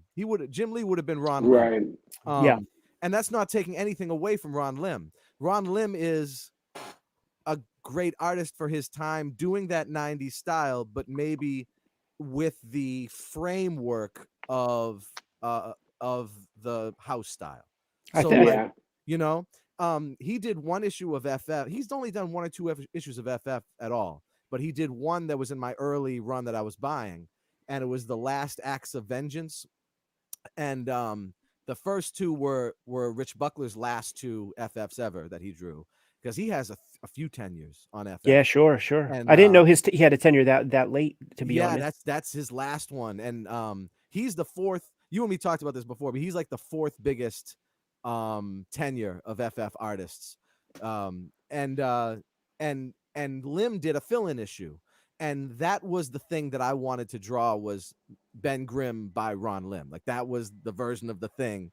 And then when Simonson took over, not just doing covers but doing like the whole issue, it took a couple issues where I was like, what is this? I don't like this. Like these far away shots, you can only see their eyes, and like I wasn't into that. And then it took like 2 or 3 issues till I realized, oh, the storytelling and the pacing and his tech, his Galactus and all that was like, it blew my mind. It took a few issues for me to realize he was my favorite FF artist other than Kirby. Like he was tied into youth in a different way, like obviously he's older than the Jim Lees and the Rob Liefelds and all that, but this is such a formative batch of comics for me, like this period of time, because it would be around Extinction Agenda time. Well, like very exactly during like the Extinction Agenda cover with Jim Lee, with the Wolverine with Cameron Hodge, like that same month I remember scooping that, and I got the Fantastic Four,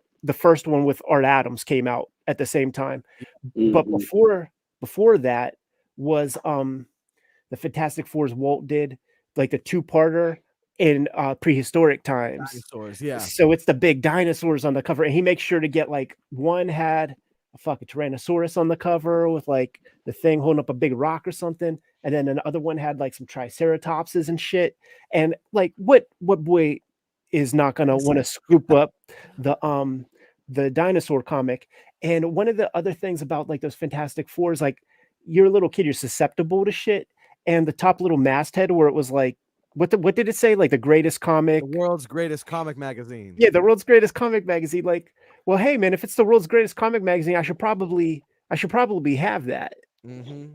And they started doing that around issue, I think it was like 7, or it wasn't right away at the beginning. Yeah, that's Stan Lee's genius, man. It's salesmanship and shit.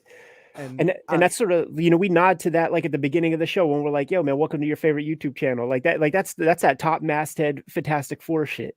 Yep, that's that tip of the hat to Stan for sure. And it's interesting going back to those dinosaur issues, because Simonson drew dinosaurs so well. Yeah. And looking back, I was surprised to see that Milgram is inking on those. Maybe not both of them, but at least one of them. And now I see it like as an adult. I didn't even notice before, because the first, 337 to like, other than a fill-in issue, 337 to like 344, whatever, he's doing inking, penciling and inking. And then they get Milgram in there, and then Art Adams does his little 3-issue run, and they got Milgram and I think Art T-Bear, somebody else like ink assists. Yeah. And then Simonson comes back and turns Ben Grimm back into the thing and introduces the time variance authority and all that stuff that's big now with the shows. But he, was first bringing it to light in his last issues, and his last one was 354. and to sort of transition us from Simonson's genius to the kind of Man. DeFalco Paul Ryan run, they did an Al Milgram fill-in issue, because he was inking so much on the issues before that the cover almost looks like it could be Simonson, kind of, because it's got a little bit of that flavor, just a touch of that flavor, and that we're all like, oh, you know, we're kids, so we're like, okay. And then the Paul Ryan one came out. So what happened? What did they get the guy who does Avengers? The event, because back then Avengers were the corniest shit in the world. Oh, they got the Avengers guy to know, like the West Coast Avengers guy, even worse. Oh, like, you God. know, like just the corniest stuff. And I was like, Simonson's gone. Maybe he'll come back. You know, I waited a few issues. There was one or two okay things that happened, but man, I held on so long, and I was just like so disappointed. I think it was my biggest heartbreak. It was even bigger heartbreak than when Liefeld left X-Force, which was probably second biggest for me, because we all felt like Lee was going to leave X-Men. Like, he just made it seem like he was going to leave, like from the get-go. But Liefeld, you thought he was going to stay, you know, because he cared so much about Cable, and there was just so much press about it. And then I seen that Pacella, and I was like, oh no. Yeah, like, Oh, you know, no. there's a when you really go through those issues, and it's the same with that with Jim Lee X-Men's, but with the Rob Liefelds also, there is, once it hits double digits, Yeah. there is like the methadone stage where they're weaning you off, and it's definitely a lot of ghosting and a lot of like Dan Panosian Yep. doing shit, Yep. and then, you know, weird guys showing up doing stuff like there are marks in those comics that are not Rob Liefeld marks, and with those X-Men comics, you know, the issue that we looked at today, X-Men 5, Scott Williams is in the comments of our video, and he's like, damn, you guys are pretty fucking good. Like, you sort of called some stuff out. Will Spataccio ghosted a couple pages. Yeah. And you know, anything that looks rough is you know, Art T-Bear, Inc. and Jim Lee. And he took over after Lee left. He did he did like two He did. issues. He inked him, and then I think he did 2 issues on his own. I Yeah. think. Yeah, 2 for or sure. 3. And I think he fooled me for one of them. I think there was one where I was like a kid, and I was like, yeah, it's still Jim Lee. Like, you again, it's that methadone thing. You're just his stink, the Art T-Bear stink is throughout those issues, man. So like that's how it fooled you, because there is definitely stuff in there where I'm like, this is not Jim Lee and Scott Williams. Like there's just no way that these lines are Jim Lee and Scott Williams, and that would probably be the Art T-Bear stuff. Yeah. And it's real fascinating because it's that first year, and you know, you get your Mark Pacella and your he was pretty far out. Like, he really takes that style and perverts it in a crazy way. Dan Panosian's a part of that for a minute, but then when Greg Capullo comes in, he's a better drawer than those dudes. Like, he could just draw better. And but he I guess the mandate is, you know, you got to work in this style, and so he has real chops, but he's probably older than those. I just don't know the age comparisons and shit. But he basically, it almost felt like parody. Like, when he would draw Cable, he would have Cable packed with so much fucking gear. Who, And Pacella? Greg Capullo. Oh, Capullo. Oh, yeah. Missile launchers and shit, and just Yeah. like bog the character down so much. And of course, the apex of that kind of visual parody was JR. Right, Yeah, exactly. definitely. That 2-issue miniseries, man, where Yeah. he's got fucking guns coming out of the fingertips. pouches. He's got an interesting take on it though too, because, you know, he's doing Uncanny right before Silvestri, so he's kind of informing, like, he's that moment between Paul Smith and Silvestri for Uncanny, so he's kind of coming from a really interesting, I don't want to call it minimalist, but whatever you would call what Paul Smith was doing, which was really genius in my opinion. The genius of Silvestri too, and for its own, you know, because I thought Silvestri had some real superior mark making skills in terms of the stuff he was, especially Inferno and all that. JR is kind of bridging the gap between them both, but bringing all of his own flavor too. So when he starts doing the 90s books, it just, for some reason, it wasn't like he was trying to put one over on me like I felt like Pacella was. Like, of course. He did that he did that Ghost Rider, Wolverine, and Daredevil, Ghost Rider, Wolverine, and Punisher. One of them where they fight. Blackheart. Yeah, and Mhm. that blew my mind as a kid. You know, I love that. Was like, oh, John Romita Jr. is incredible. Like once I saw that, I was blown away. And whereas Pasella wasn't doing that for me. And it's funny, Greg Capullo at the time wasn't doing that for me. I had to go back way later and be like, oh, Capullo was dope. Like, because I was still so mad that Liefeld was gone. Exactly. Me too. But my methadone-ness of it was so crazy that that's the only book I had a subscription for in the mail, because I went and got my FFs at the store, but I used to get X-Force in the mail. And I remember my parents being like, what do you want for Christmas? You want X-Force again? Another subscription? And I'd be like, I'm like 16 or whatever. And I'm like, yeah, I guess, you know? And so like, I have this like huge, like I ended up getting all of, I think I dropped off before it became the all red stuff. But, and even at the time, I didn't like that either. I had to go back and like that later as an adult. If you go into the letters columns, like that's something that we always bring up whenever we talk about that all red run, they would publish the letters in those pages of just the true X-Force fans just talking shit. There was like never a positive letter. I like it now. I love yeah. it Oh now. yeah. Oh, yeah, It's incredible. far superior comics than all that other stuff. But it is interesting the run of artists that would go through that X-Force shit, because like I have like 75 issues or something of it, man. A lot of it I acquired later just from buying people's collections and stuff. But it's after Capullo, you got Tony Daniel. Yeah. So he goes on to bigger, better. And then you got that Adam Polina dude who's a bad motherfucker. No, he's awesome too. Absolutely. Yeah, totally. And then that's where I leave off. I don't know who else comes on, but then when you get all red, and then they completely change it because it's super testosterone, guns, and like 90s kid shit. Like that's what that X-Force comic was. And then all red is bringing, and it's Pete Milligan who's like super eclectic, just bring in a completely different flavor. Yeah. I've actually started to like Jimmy and I, after starting this channel, we've really started to reassess those like early 2000s Marvel whenever Quesada gets involved and Axel comes over and stuff. Like there's some pretty fascinating stuff that came out at that time. It's just whenever I was a kid, like that's when I have a proper job and my money has to be applied to paying bills. Right. And I was just pretty cheap when it came to fresh comics for a long time there. That's when I started hanging out with Jim and those guys. We go to the comic shop often, every Wednesday, and I would just pull very, very little shit each week. I definitely wasn't messing with no Marvel or DC at all. Yeah. Who was doing the art during Executioner's Song for X-Force? Do you remember? Was it Capullo? Oh, that's a good I question. think, he did some of it. Yeah. I'm trying to remember his signature at the time. The coolest shit at that point was Jay Lee's X Factors, right? Like I think he was doing those for Executioner's Song.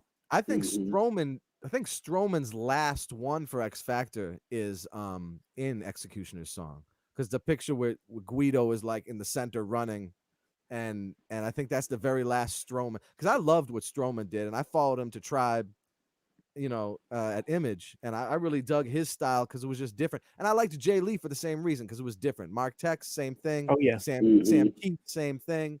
I was like, at a certain point, I was starting to veer towards unorthodox on purpose, and like that was starting to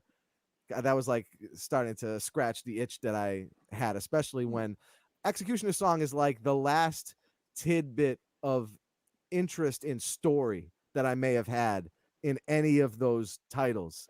And that was just because we're just trying to wrap up this strife mystery or whatever the hell's going on, and the apocalypse connection or whatever it is. That was like the very end of it for me. And anything after that, I was just buying them because, oh, there it is, let me get it. Like it's just the addiction. Yo, Ed Scorsese, can we get Danny full screen? Hey Danny, can you tell us about the Masters of the Universe? Bro, you gotta make the camera go up. Okay, what is all of that, dude? So these are my Masters of the Universe origin figures. There's quite a few of them. I Did you don't buy have them all at one time? Like no, hell no. I'm not that kind of a collector. I'm a go as you go type of dude. But what happened was, it was one of my early influences, 83 to 86 or 87, that was my stuff, and the mini comics, the toys, the cartoon, I loved it. And they put out these Origins figures a few years ago, and my wife was saying, you love those, you should get those. I'm like, no, I'm not getting She's those. an enabler, dude. But like, I think part of it is because her argument was that I don't ever buy anything for myself, quote unquote. And I buy comics like this. I have a little pull list at the local comic shop. They give me a Fantastic Four and a Savage Dragon every month is pulled for me. But other than that, and other than my like little, let me collect this, let me fill in this gap, I'm not really buying a ton of stuff for myself, so to speak. We're traveling, I'm doing a lot of stuff, I'm working all the time, I don't have a ton of time to do this. So she's like, you should start collecting those that they look like the ones you had when you were little. And I was like, no, don't buy me one, because if you buy me one, it's going to turn into an issue. I'm a completist. You don't want to do this to me. Don't do this to me. So she bought me this one over here, Keldor, which was skeleton. And then it's exactly the wrong one to get me, because there was this issue Bruce Timm drew. Yeah, I loved the mini comics. They were me too. Everything to me. Probably my first comics, really. Me too. My first comics, absolutely. And it was one called The Search for Keldor.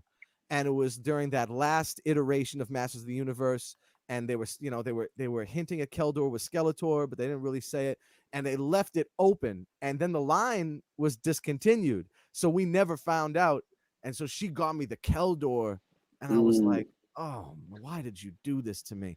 And it's because, and then all of this happened. Then you see all of this over the next couple of years. So like, she got me that one in 2021, and then she and I went and got all of these. They're up here too. They're all behind me, and we're actually That's incredible. It's crazy. We're in the middle of moving. We're about to move to a new house in like a week and a half. Dude, I'm sorry. I just moved. And it's crazy. And I'm buying a house. So I've owned a house before in the past, but then we started renting.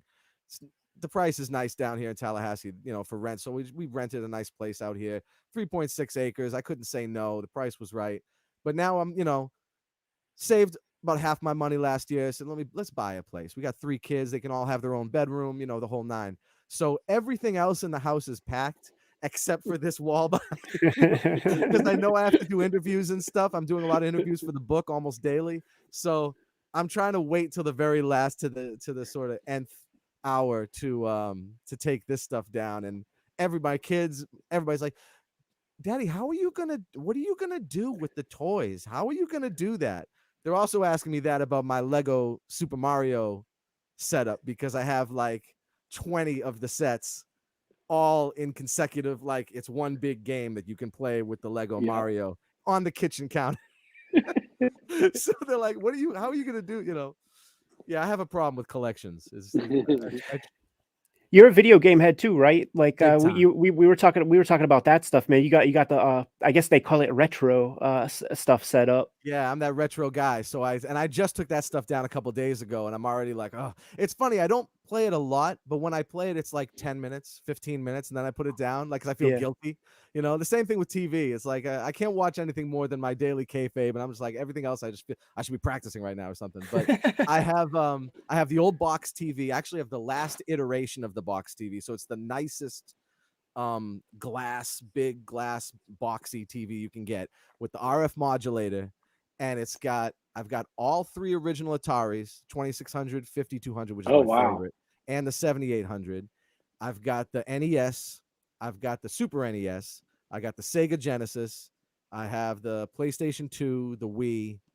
And do I have something else? I feel like there's something else I'm missing. A bunch of plug and plays I can just plug in anytime. But all of those are playable at any time. You don't have to unplug anything. So I can go from my Atari 7800 to my Sega Genesis to my NES to whatever at any time, and the kids get a kick out of it too. I have a big collection of games. I'm a big Atari mark, but I like the early Nintendo stuff too. Yeah, that's super cool. We have a thread going. Brian Moss and Scheme Richards and myself, we have a thread going on Instagram. And Brian, I don't remember who it was, man. Somebody sent a video showing somebody's video game room up on, and they had the old cathode ray tube TV on like the AV cart from elementary school. And that day, I'm like, oh, that solved so many problems for me, man. Because I had a like another drawing table set up flat, and I had my cathode ray tube TV on that shit. And like that morning, like in 5 minutes after I saw that, I'm like, Yeah. oh shit, I didn't even think that you could like buy those for some reason. You know, it never crosses Right. my mind. So like, let me see if I could move the camera real quick, and I'll probably be off the mic. But I have my little portable video game setup that has like there's a power strip that I screwed into the side of it so that I could jack in a bunch of plugs and sort of run them from the thing, so I can move this TV like in different parts of the studio depending on where I'm fucking around. And it's the same deal because it's Nintendo, Super Nintendo, TurboGrafx, Genesis. I got a Dreamcast, but I had to send it back because Really? the dude, yeah, it got fucked up in shipping or whatever. So hopefully I get that back, because like my thing is I don't have physical games anymore. Like it's all comics in this space. But if there's like an Evercart available where I can like load it up with a SD card and not emulate the games, but load it into the actual hardware and play it for real, like then I'll just get those systems. So I got the Wii, I have the PS2 that's like soft modded, the Neo Geo GameCube. stick, GameCube. GameCube. Yeah. And man, I've been fiending for that Dreamcast. But let me move the camera real quick and see if I could set it up. You guys can filibuster amongst yourself for a second. Yeah. So Danny, when you are over in Japan, do you ever get to get any manga or anything like that, or are you big There it manga is. head? I am. I do Nice. like manga. Yeah. You see that oh, shit? Nice. Oh, that's Yeah. dope. Old school, Awesome. Ed. So much nostalgia. Hell Love yeah. it. That's awesome. Yeah, no, I do. I it's weird because although comics came to me before anything like anime, I got into manga via anime and not via comics, which is odd. But I loved Attack on Titan, and so I ended up buying like a bunch of the reprints of Attack on Titan on manga in Japan. So Nice. so yeah, that was like one of the ones I got. And then but really what I usually get is I just go to the convenience store, the local, where the real people go, where the businessmen are going every morning to get their omuraisu before they leave to go off to work. Oftentimes peeling themselves off the street after a night of partying all night. Oh, totally, dude. And then, we call them the Mogwais, man, because Yeah. like because after midnight, like They the change. decorum, man, It's wild. they flip the etiquette. script. It's wild. And you know, the neighborhoods in Tokyo that we be staying in, it's just like right there, you know? So we're just watching them peel themselves off the street, same suit, go into the store, omuraisu, manga, get on the train, go to work. And I like to gravitate towards some of that more. I don't even want to call it unorthodox because it's probably the most orthodox stuff they have is that just daily throwaway, Yeah. commonplace. It could be about some kids who play soccer, or it could be about, you know, it could be It kind of about harkens back to our childhood, like when you would go to like a 7-Eleven or something and just Definitely. grab it, you know? But they Or do have even- wild shit, like because like there will be like at the magazine racks there's a magazine, a weekly magazine that's 500 pages that supports all mahjong comics. Yeah. It's like 15 different comic series where people play mahjong, including a dog, by the way. That's like a dog is a protagonist. And it's just like, I mean, that's how you know it's like, fuck, man. Have you guys seen the one about the guy who reads the manga about the guy who reads manga and he reads different stories in the story? Have you guys seen that one? Very meta. No, I don't know that one. It's wild. I always see it in there. Do they have I guess they have 7-Eleven over there. It's 7-Eleven. Yeah, it's So 7-Eleven, yep. So I always see it in the 7-Eleven. The guy, it's like, and it's great. The art is awesome. Like he walks in, it's like these overhead shots, and he comes back from work, or comes in the house or whatever, and then he pulls out a book, and you read what he reads. Oh, that's So it's pretty like cool. The book in the book, but it's always something different. and he might get like tired of it and then get up and make a sandwich and then come back and like it's real. Oh, that is cool. Oh, it's so cool. And to me, that culture is more similar to what comics were in the golden age in America than anything that we experienced in our thing. Oh, yeah. Because they literally are just leaving them on the train for the next person. Right. It's the newspaper. It's the funnies or whatever, you know. Hey, Danny, you don't have any plans going over there again this year? Next time that I leave the country, I think it's the UK. I think in July. That's Okay. the next thing I know about, but I wouldn't be surprised. Me and B Moss are trying to figure out exactly when we want to go on our next round. In fact, after our last stream, I went to the bank the very next day and I ordered a whole bunch of yen for this next trip. Pretty much what's going to happen, you know, the thumbnail for this vid is I put finished because I just finished drawing Switchblade shorties. Congratulations. Yeah, thank you. And there's still work to be done. I still got to color a whole bunch of stuff, but pretty much this month in March, I imagine I'm going to hand it off completely. And after I do that, like the next day, or maybe even that day, when it's like, okay, cool, get paid the second half of the advance, like all that type of shit. Then it's like, fuck, dude, I'm gonna have to book the trip because my responsibilities are now taken care of. I have to be here. I have to be here for I have an art show opening like April 6th. And then of course tax time is like the 16th. Maybe I'll pay taxes a little earlier. But then after that, it's like, fuck, I gotta bounce, man. Cause Brian, I think you're the same, dude. Like, and Danny, I'm quite sure you are. When we're home, we're working. Yeah. Right. It's grind time. And it's a 7-day-a-week proposal. Like I haven't taken one day off since I came back from Japan last time. Right. And it's all about banking that free time to have the excuse to go out there. But the truth is, it's still just work out there also. That's right. That's right. It's exactly you know, what it is. We shot probably 20 Kayfabe episodes. Thank you, Brian, for participating in that stuff. We'll shoot a whole bunch more. Yeah. The stuff that we go out and buy, it's like we joke, but it's kind of true. It's connoisseur shit, you know? Like it's that kind of thing where it's no different than somebody who's a fashion buyer who has to go to Ginza to like see what the latest trends and fashions and stuff are. Like we head out there and we're buying fly ass comics to show off on the channel and stuff. So it's all still work. It's just taking in different visual information. And also there's some pleasure in being unavailable to the people back home with all the emails and the phone calls and that stuff. That's great plausible deniability, man, to just like ignore a lot of that stuff, which is spiritually good for the mental health for myself, actually. Yeah, that necessary time change. I know for a long time I didn't even keep a phone that had any international capabilities. So we could go to Indonesia, New Zealand, Brazil, Poland, Tunisia, Madagascar, and I'm gone.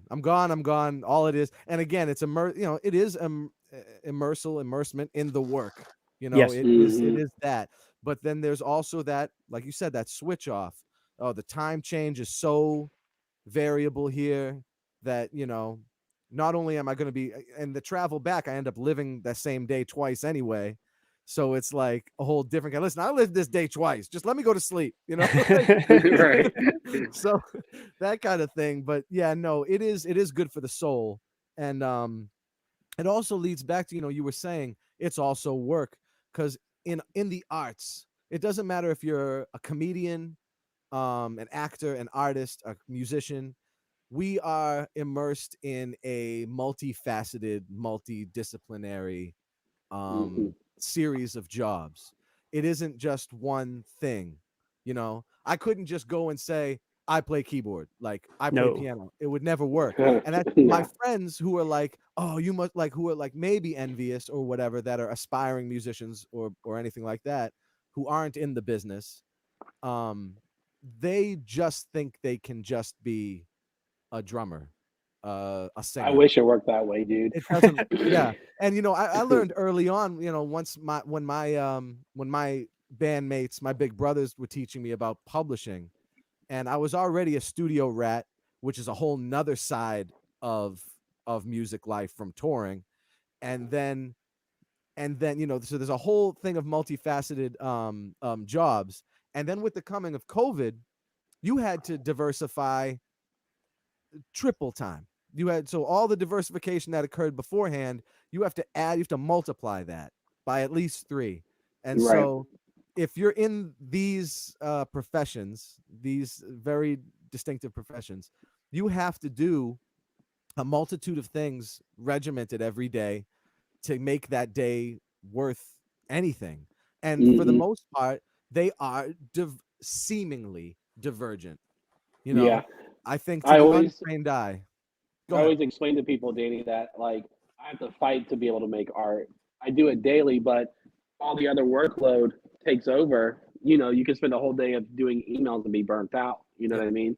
So you're literally fighting to actually retain your enjoyment of like, you know, that part where you enjoy making your craft, you know? You really have to protect that.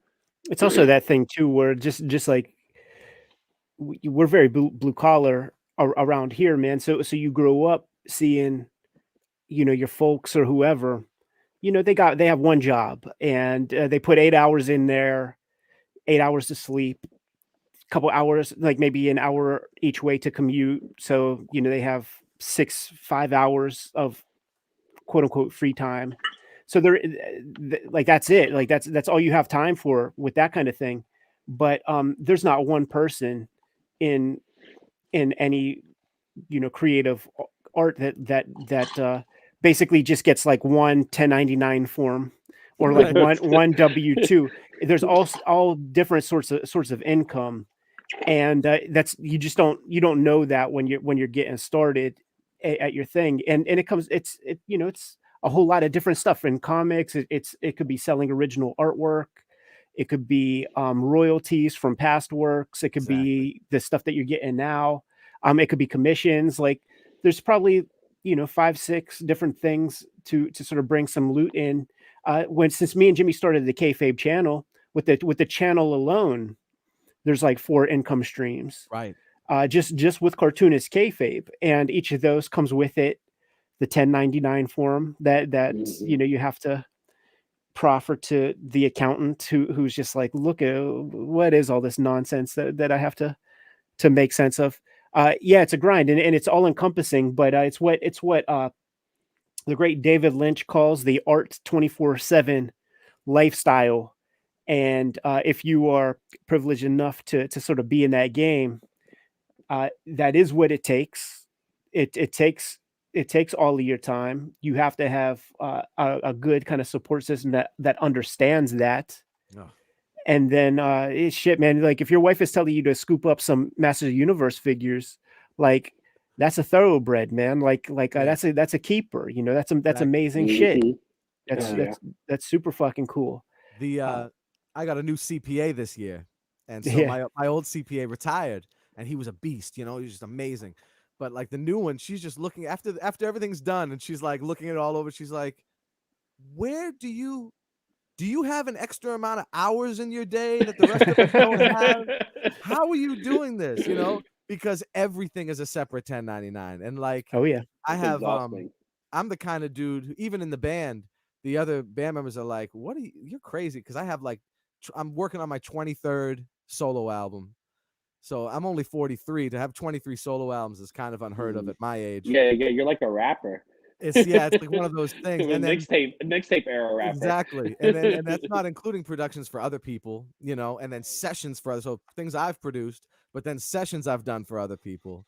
And And you then tour a lot actually, and there's so a lot of including the touring. touring. Yep. And then Yeah. other bands, and then like I The said, book. studio work, the book, the comic books, Right, exactly.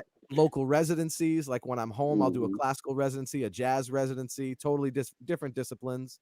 I have a podcast, maintaining the social media thing, all of the meetings, production management, booking for my touring band, because I have a trio that plays all over the world, really, booking shows in Australia and New England and Colorado and all over the place. And then my local group. And then, so there's like so many different avenues and just multitudes of divergent tracks that you have to sort of maintain. Now, you don't have to do as many as me, but I had a sit down with a musician friend, brilliant guitar player who's younger than us, about a decade younger, and he asked me if I could go get a coffee, and I put it off for a long time because I just don't have, like, I'm trying to find like a way Right. to fit this into the, you know, and we finally had a chance to do it.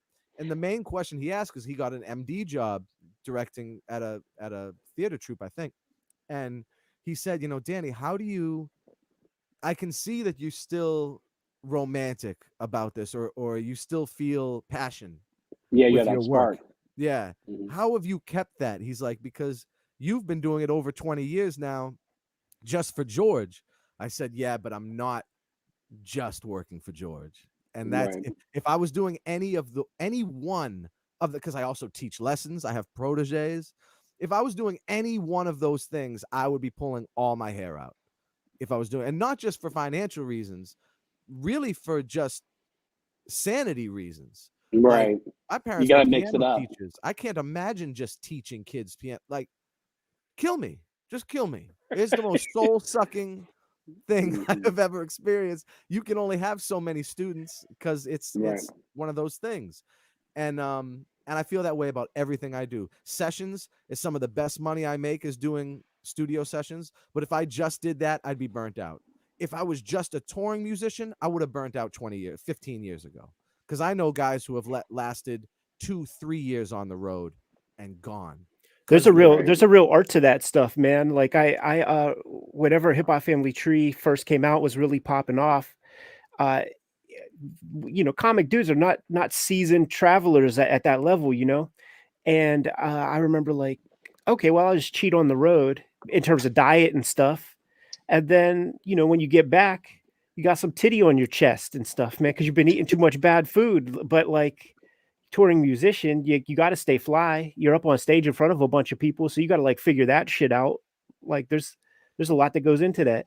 and you know, there's the people who, when I first came in the group, myself and everybody all the way up to the top were all partaking in what we call extracurricular activities, if you will. And it was that era, you I know. smelled that shit even in And Japan. I'm like, wow, man, they really was able to find this kind of oh stuff. yeah, Like, well, oh, that's the soft stuff. I mean, like, you know, yeah, no, I the dig it, dig it, dig other. it. Yeah, yeah, And yeah. you know, in the last 15 years, everybody has, you know, figured a way to get away from it, including the How big old's Uncle guy. George? Yeah, how old's Uncle George? He's got to be 80. 83. Yeah, there it is. Man. Like so, You know, it's incredible. that But is amazing. there was a time for that, but now the culture itself has changed. You know what I mean? And a lot of that stuff is corny now, or you know, it might have been even then. We just didn't know it. We were just too numb and to understand it. But you can only do that for so long, and even somebody who's been doing it for 40, 50 years, you eventually have to stop. And the big guy, he was the last one. I remember 2010. He's been clean since 2010. So you've got like, I remember being on the road, and you can only maintain for so long because we're going city to city. Like I Right. said before COVID, 280 to 340 days a year. Yeah, that's Like wild. Multiple like shows in one day. sometimes, but Okay. you also have to remember we played some of the longest shows even to this day. But back in those days, we were playing 5.5, 6 hours. Longest show I played with George was 7 hours and 45 minutes. Oh my God. That's a work shift, dude. No break, no breaks, no intermission. You know, I'm on my post the whole time, you know, and I only remember it was that long because there was a company that was like making recordings and they like sell the recording at the show. And it was something like 6 discs or something at the time. It made Damn. up the show. So yeah, it was 7:45, and that's not even the longest show I've played, but that was the longest show I did with George. And then you're going, you might, you know, if the show is far enough away, you're getting on the bus, you're getting in your bunk, and you're riding to the next city and getting out at the next gig and doing it all over again. If you're going to sound check, which I do, you're going to be at the gig, if it's a festival, 18 to 21 hours a day. My God. If it's a club like where you saw me, Yeah. Ed, at the in Pittsburgh, I might be there 15 hours, 16 hours regular, you know? So it's not like some few hour shift. And what makes it even worse, it's hurry up and wait. Hurry up and wait is the most exhausting thing of all. You have to figure out ways. People think you're just going to be able to be up and like, oh, let's go here. Oh, you can walk around and go play. No, I'm not trying to go shopping on the Right. show day. Like, I'm not trying to like, do any of that stuff. I'm trying to like maintain and I'll practice. I have to rehearse the band because it's music director duties. I have to be at sound check. And then when the rest of the band, the ones who maybe didn't go to sound check, we have to talk about what we're going to do and then get ready for George when he gets there and then get ready to do my duties at the show.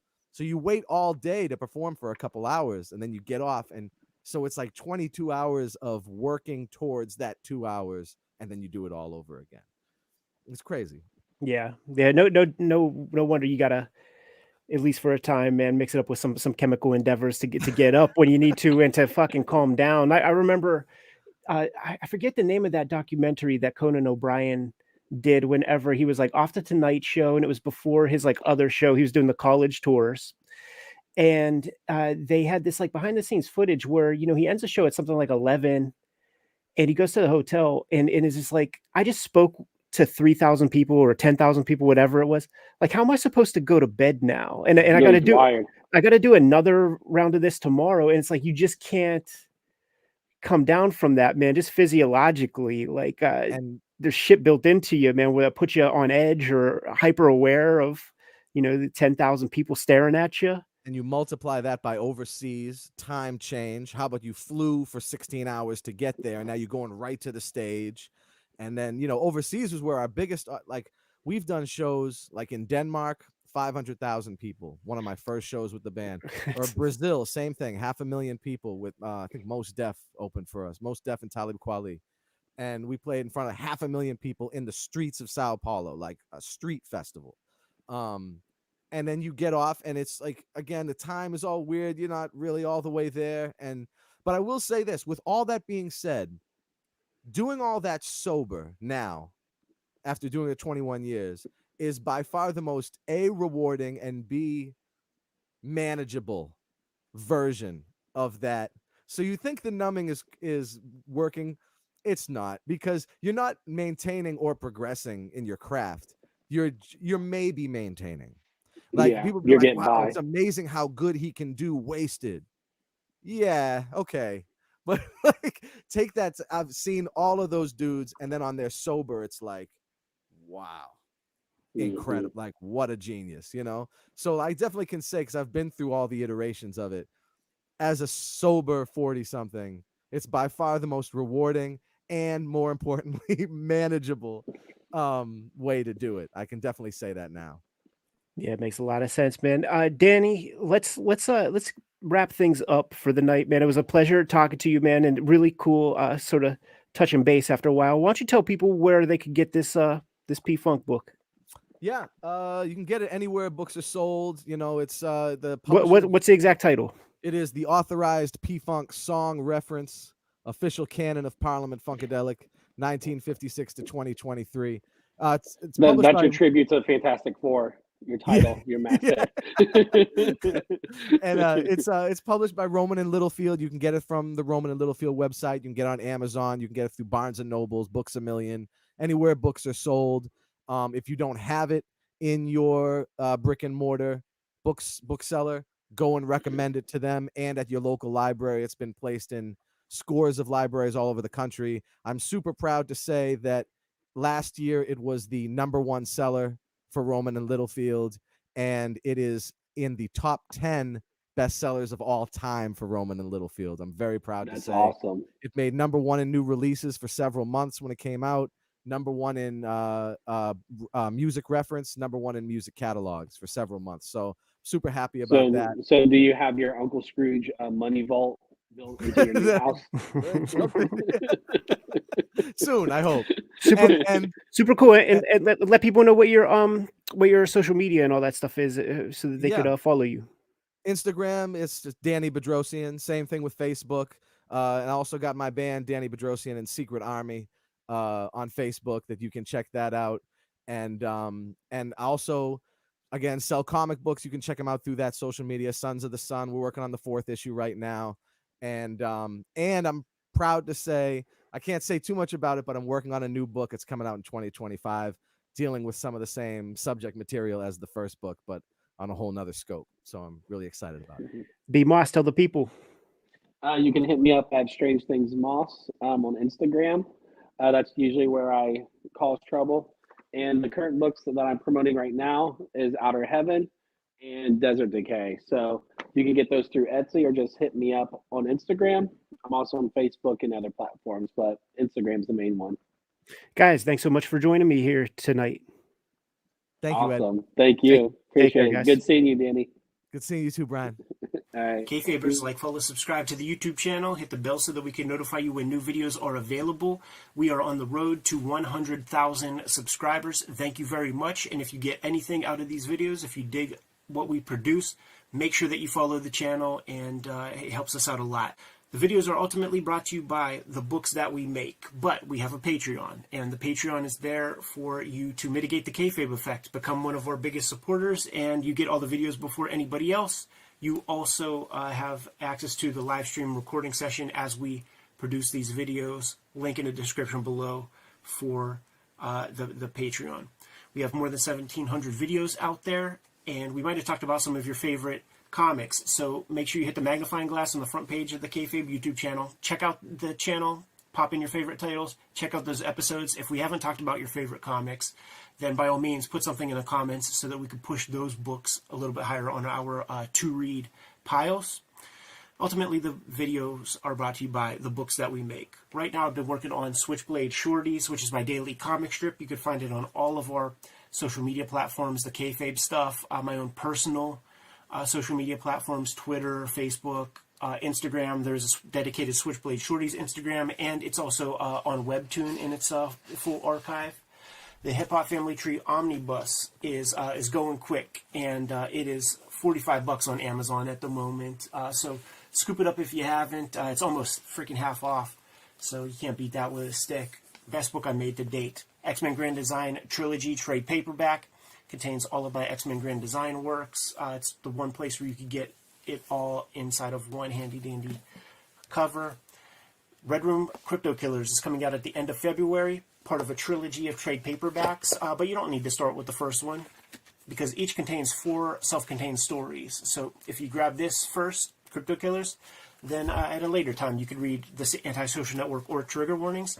Jimmy, why don't you let the people know what's out there? I have Street Angel, Deadliest Girl Alive, and Street Angel, Princess of Poverty, both available right now from Image Comics. These are also self-contained totally. One is black and white, one is full color. The Homeless Ninja on a Skateboard, perfect for the action comics or superhero comics fan in your life. The big news for me is the self-published comics, True Crime Funnies, the 1986 zine, and the BW zine celebrating the 80s black and white explosion. These are self-published. You can get them on my website, jimrugg.com, or my Patreon, patreon.com/jimrugg. They've been out of print and unavailable. They will be back and available March 6th. So if you missed those, March 6th, you can pick those up. And Hulk Grand Design. This is a treasury-sized edition, out of print. However, the trade paperback coming out in May this year, and that is available now for pre-order. So let Marvel know they need to keep these things in print by pre-ordering that one wherever you pre-order books. The books are the most important way to kind of keep things on the tracks. But there are some direct ways to support Cartoonist Kayfabe. Jimmy, let the people know. Subscribe to the Cartoonist Kayfabe e-newsletter at the links below this video. You can also pick up Cartoonist Kayfabe t-shirts, merchandise, hats, stickers, and more at our spread shop. That link is also under this video. There you have it. Make sure you subscribe to the channel, support the channel, keep the vids rocking. Jimmy, give them final marching orders, and we'll be on our way. Read more comics.